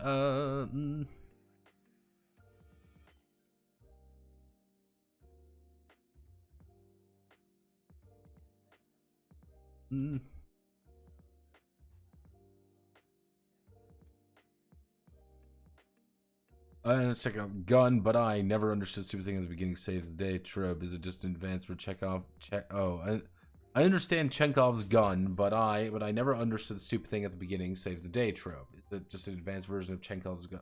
What? Yeah, it's just Chekhov's gun at the end of the day. Chekhov's gun does not always need to be a gun. Like, that's the thing. That's the important thing. It doesn't need to be an actual gun or like an object. Chekhov's gun can be just a narrative device. Oh wow. Hey, you're sick, right? Yeah, I'm really sick. You know, later in the episode. Hey, wait a second. You couldn't have committed the murder. You're sick. You were in bed the entire time with this disease. And the thing is, Chekhov's gun can be a lot of different things. House, actually, fun fact, medical dramas use Chekhov's gun all the time. Because early on in the episode, they'll establish something. Oh no, the MRI machine's acting up again, and then someone needs an MRI, and oh hey, the MRI machine's fixed. Or, oh hey, you know, like a pretty good one would be, oh no, someone needs an MRI. But then the repairman comes in. Can you sign off on this? The MRI machine's fixed. Oh my goodness, this is amazing. Yeah, no, Chekhov's gun. You can use Chekhov's gun in a lot of different ways. It's just a narrative trope.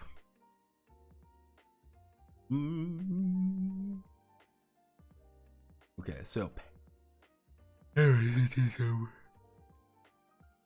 Oh goodness gracious. Paris.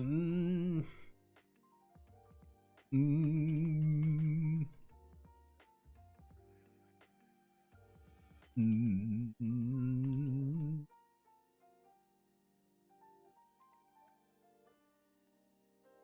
Mm.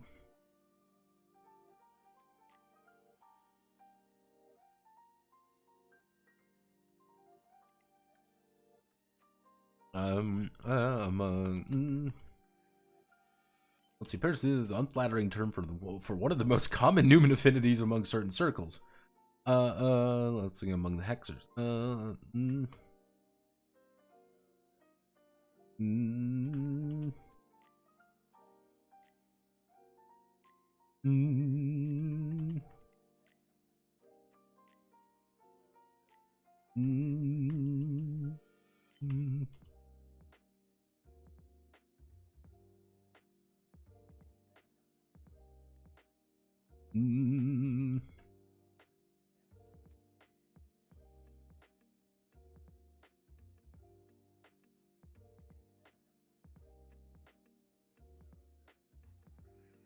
Mm. Mm.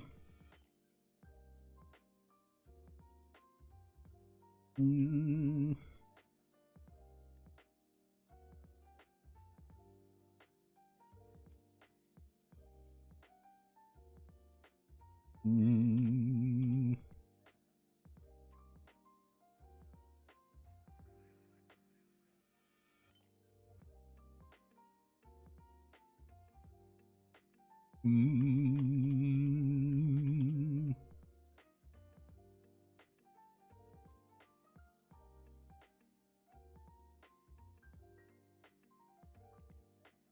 Mm.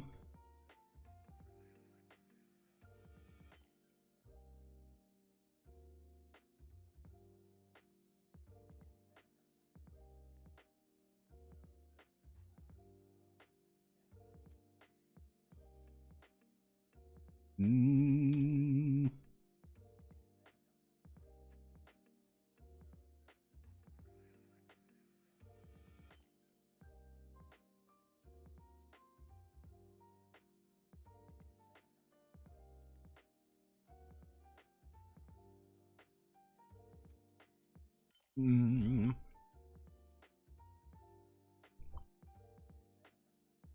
Mm.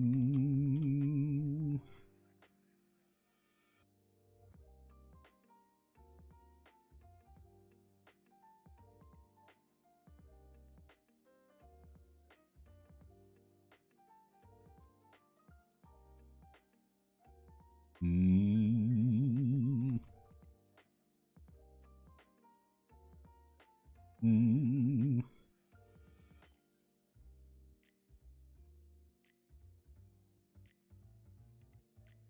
Mm.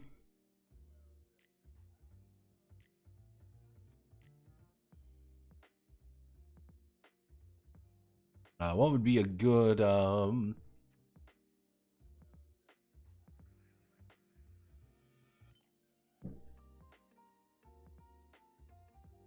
what's a good idea? All right, everyone, give me a good idea. What do we wanna do? I'm fucking with your head. Parasite hours. Parasite Eve, baby. I guess we could just do some state. Mm. Mm.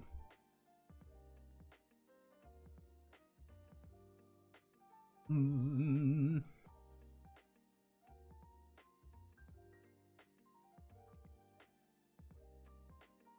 Actually, no, not. Mm.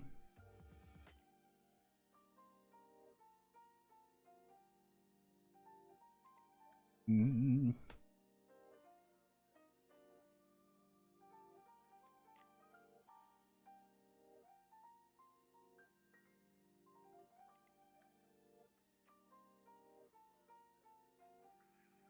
Mm.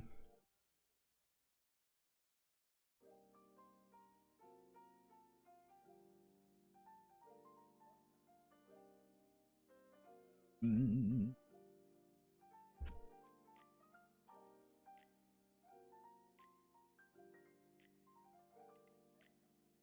Oh yeah, no, they've been promoting that quite a bit actually. They've been really pumping the Uma Mizume stuff because Uma Mizume makes a lot of money.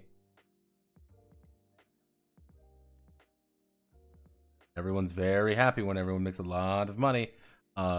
Speaking about horse girls, this is the new one coming out.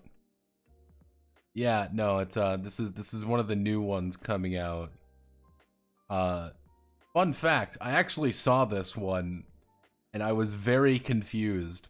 This is a completely different, this is a detective game.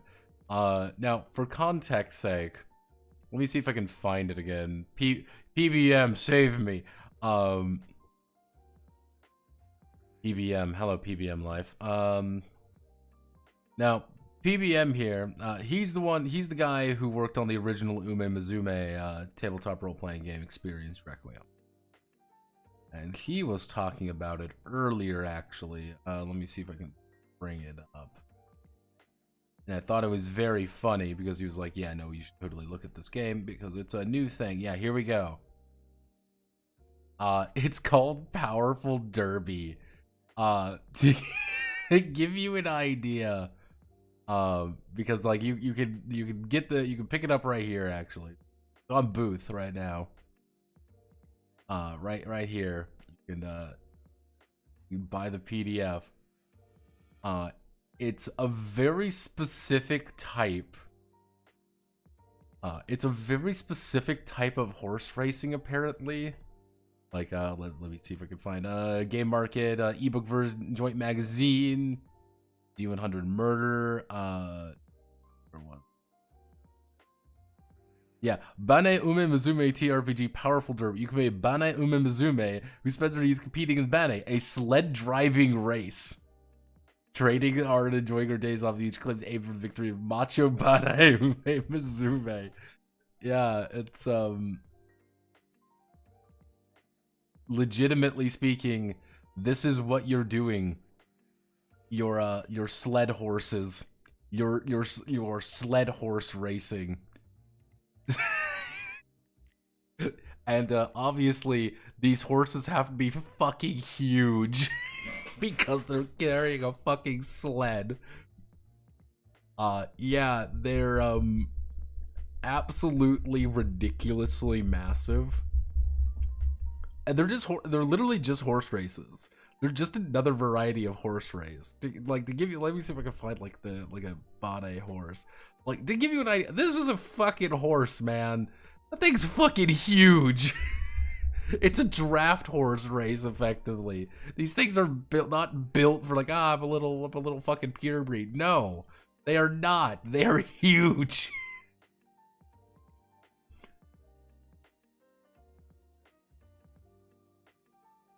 Because the thing I like about it most, it does very much imply that there are draft horse girls, that there are just 6 and like 8 feet tall horse girls effectively weighing in at like 250 fucking pounds of pure goddamn muscle, whose entire goal in life is to fucking rip you in half.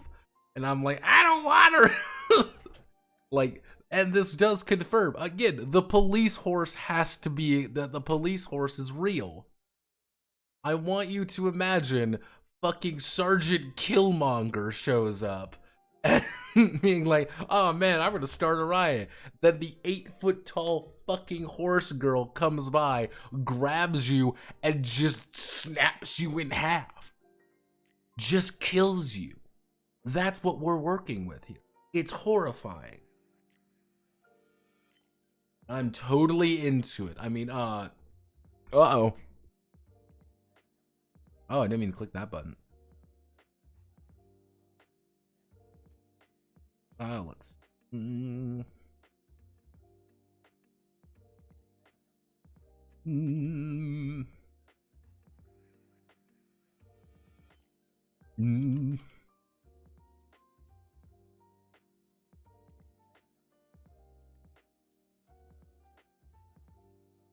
Mm.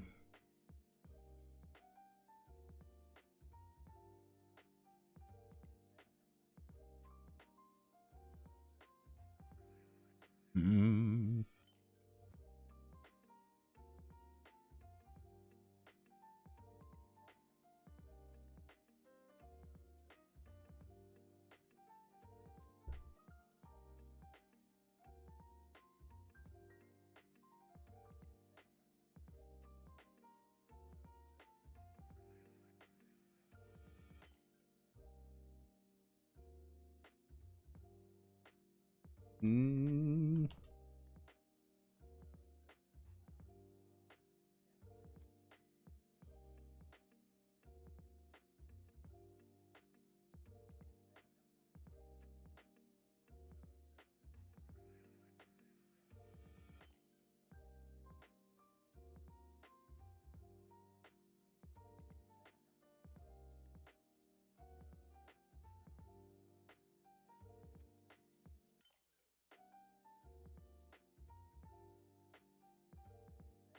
Mm.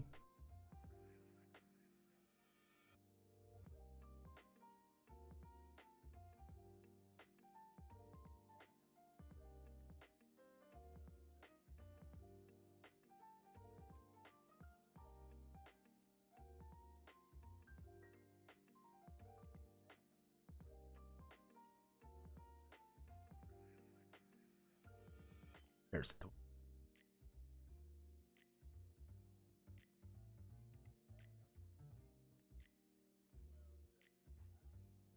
mm.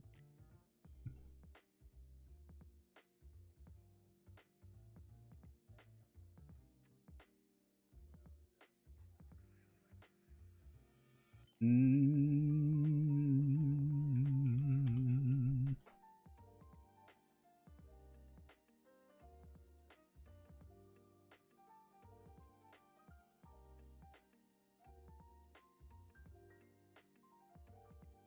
Transmutation allows Hexer to manipulate their own Numen to change its properties when needed.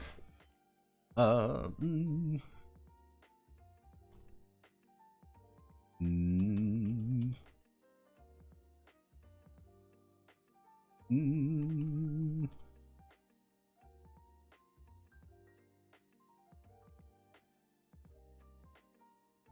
Mm.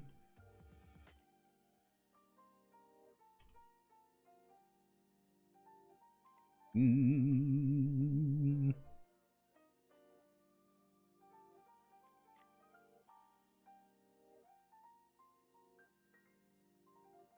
Let's see. Playing tricks on devious lord.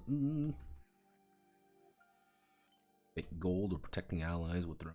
Mm.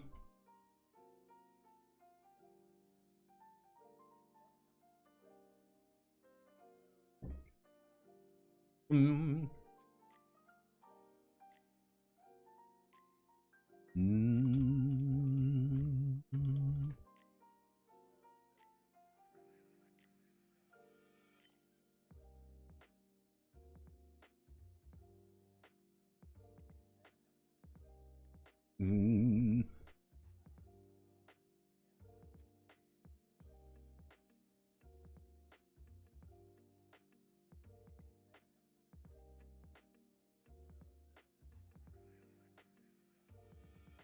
Mm.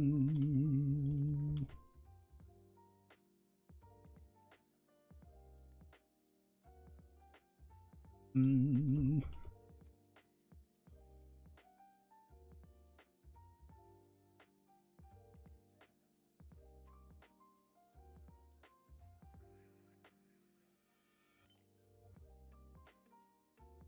See, Ben Newman with him. Mm.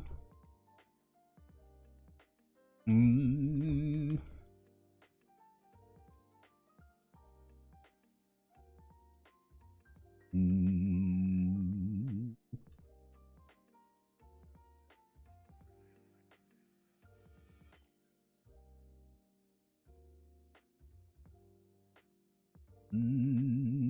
What would be a good I want to conceptually chain. I don't get it. My horse goes, why EDF? They're popular, right? Giant mommy. Mm.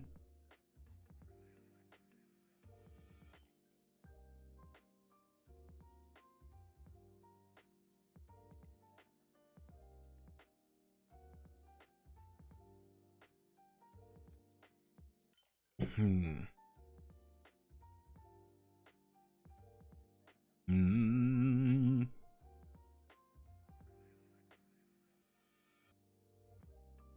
Mm.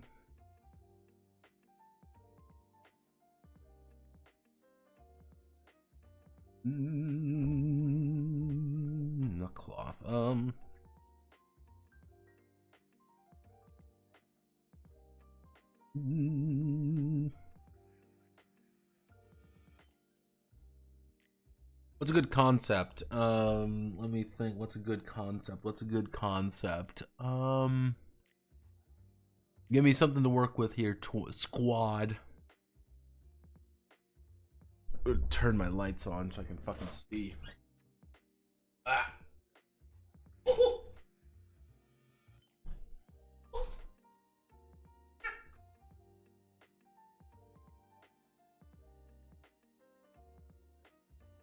God, ow.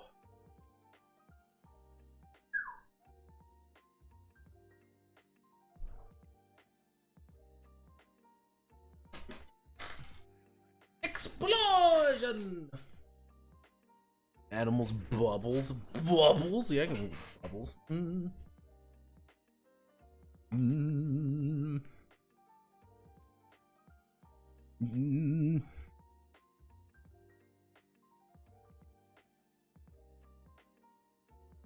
Mm.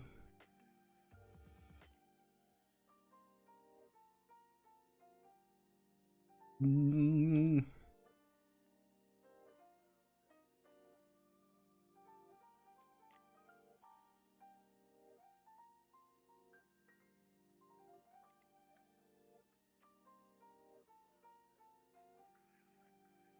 Mm.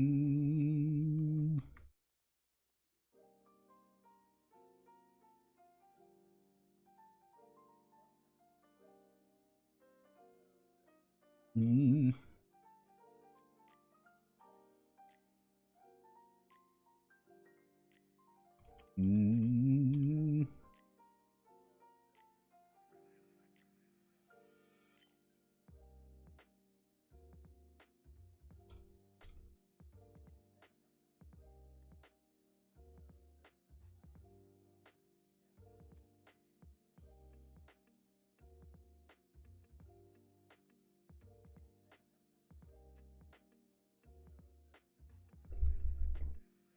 Mm.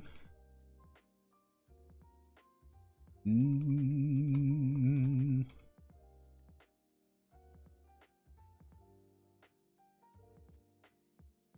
Mm. Mm.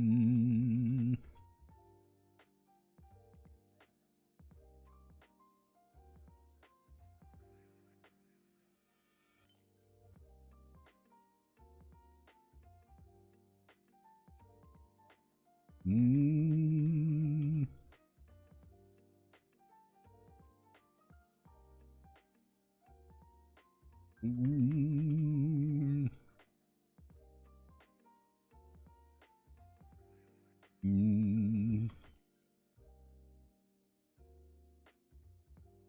Mm. Mm.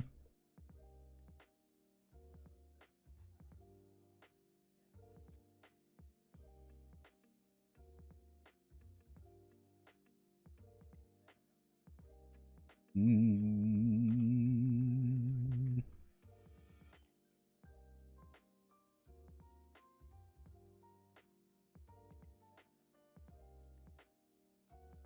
Mm.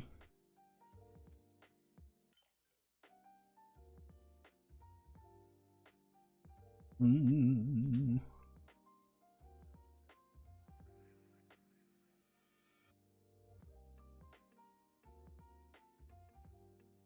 Yeah.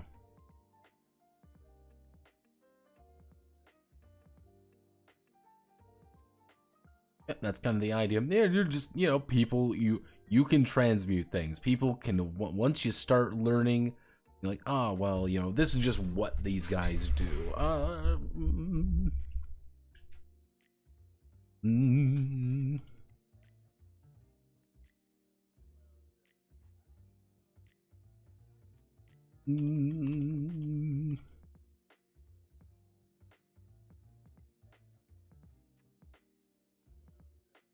Mm.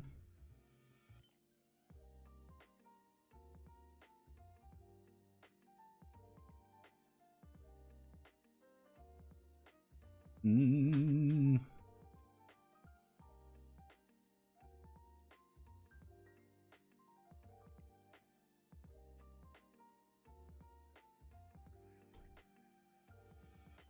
Mm.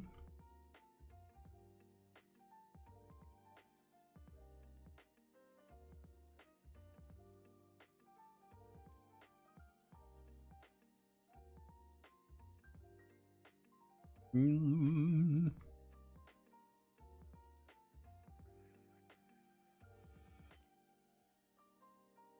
Yep. Have our final final Numen abilities, which is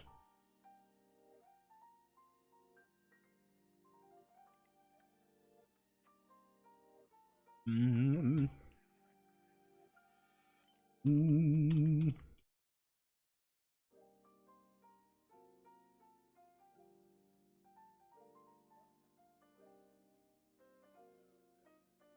mm,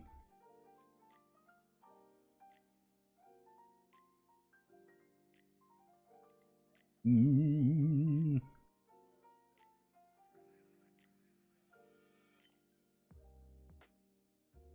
mm, mm,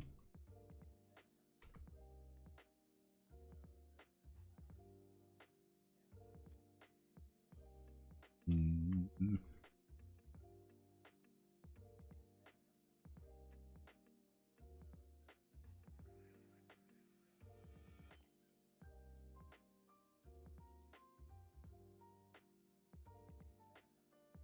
mm,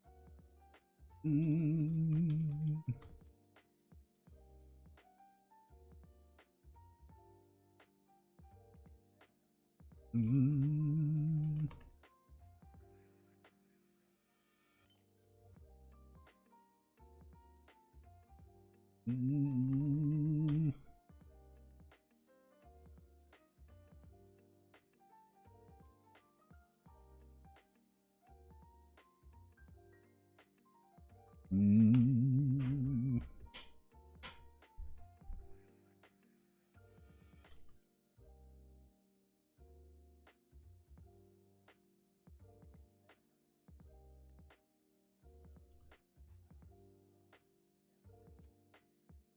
mm, mm, mm,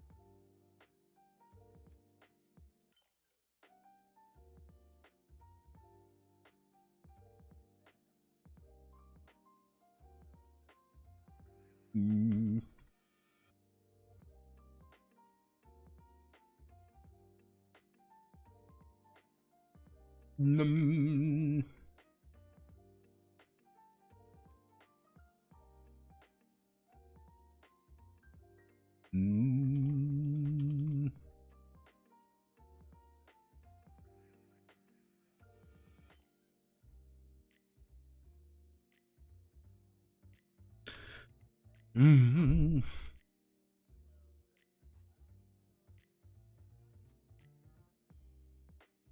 mm,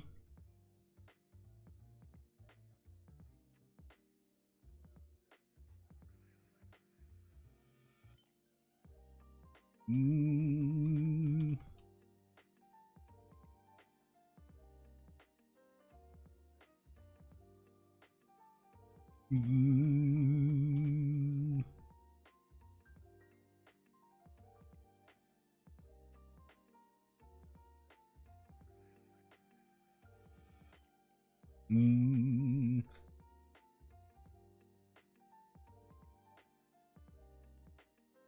mm, mm,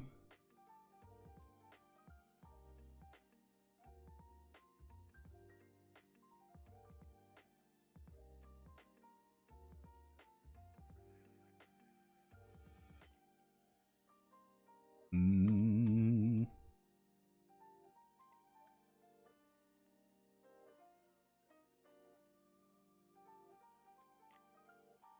mm,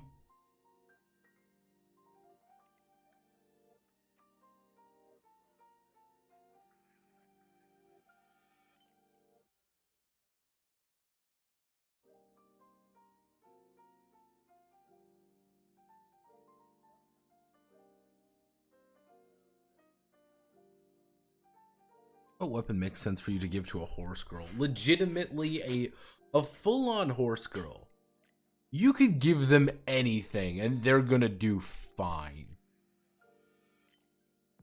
You give a horse girl a fucking baton, she's gonna crack your goddamn skull open with it.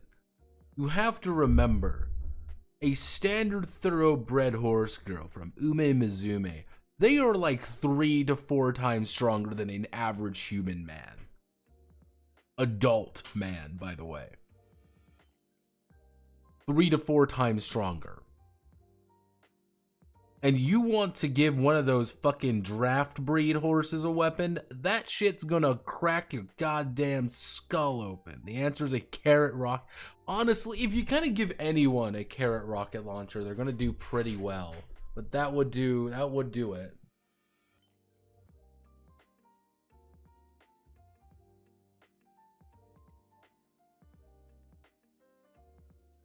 Full speed ahead, gonna lance you. Finally, my Mongolian horse girls clash in the countryside. Her power's just running in things. Yeah, there are no horse boys. I'm sorry, Ironside. Even though half the horse girls are technically women. In fun fact, in Ume Mizume, like half the characters are men. But they have to be turned into anime girls, obviously. Then you get really horrible, like, everything that goes on with that.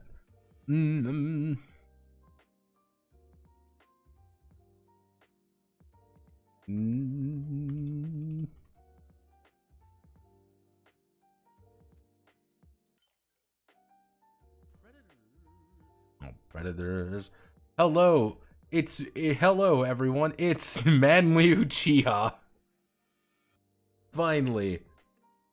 He's going to prove that he's strong. Fuda? Not Fuda. No Fuda.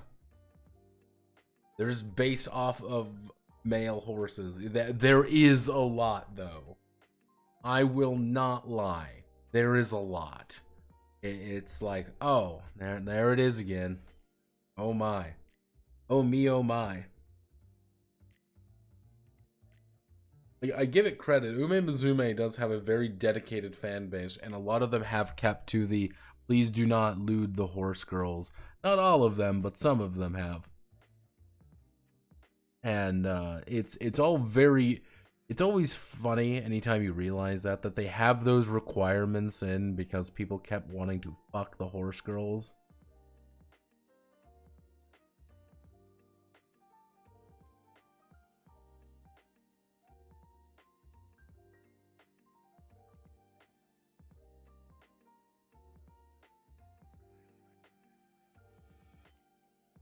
Mm.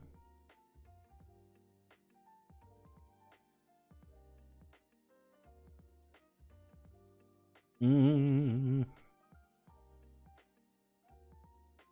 Yeah, everyone, prize horse semen is...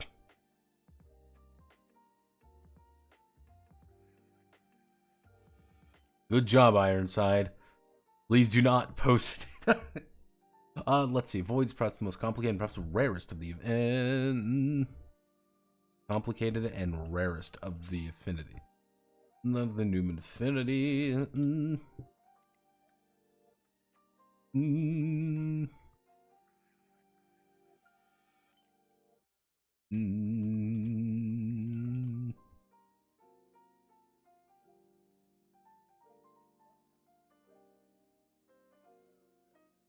There's an old, the old saying in the Solar Empire is emptiness is peace.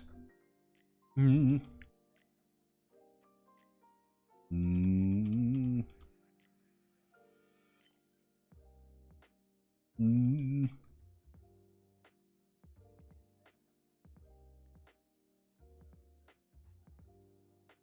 Mm.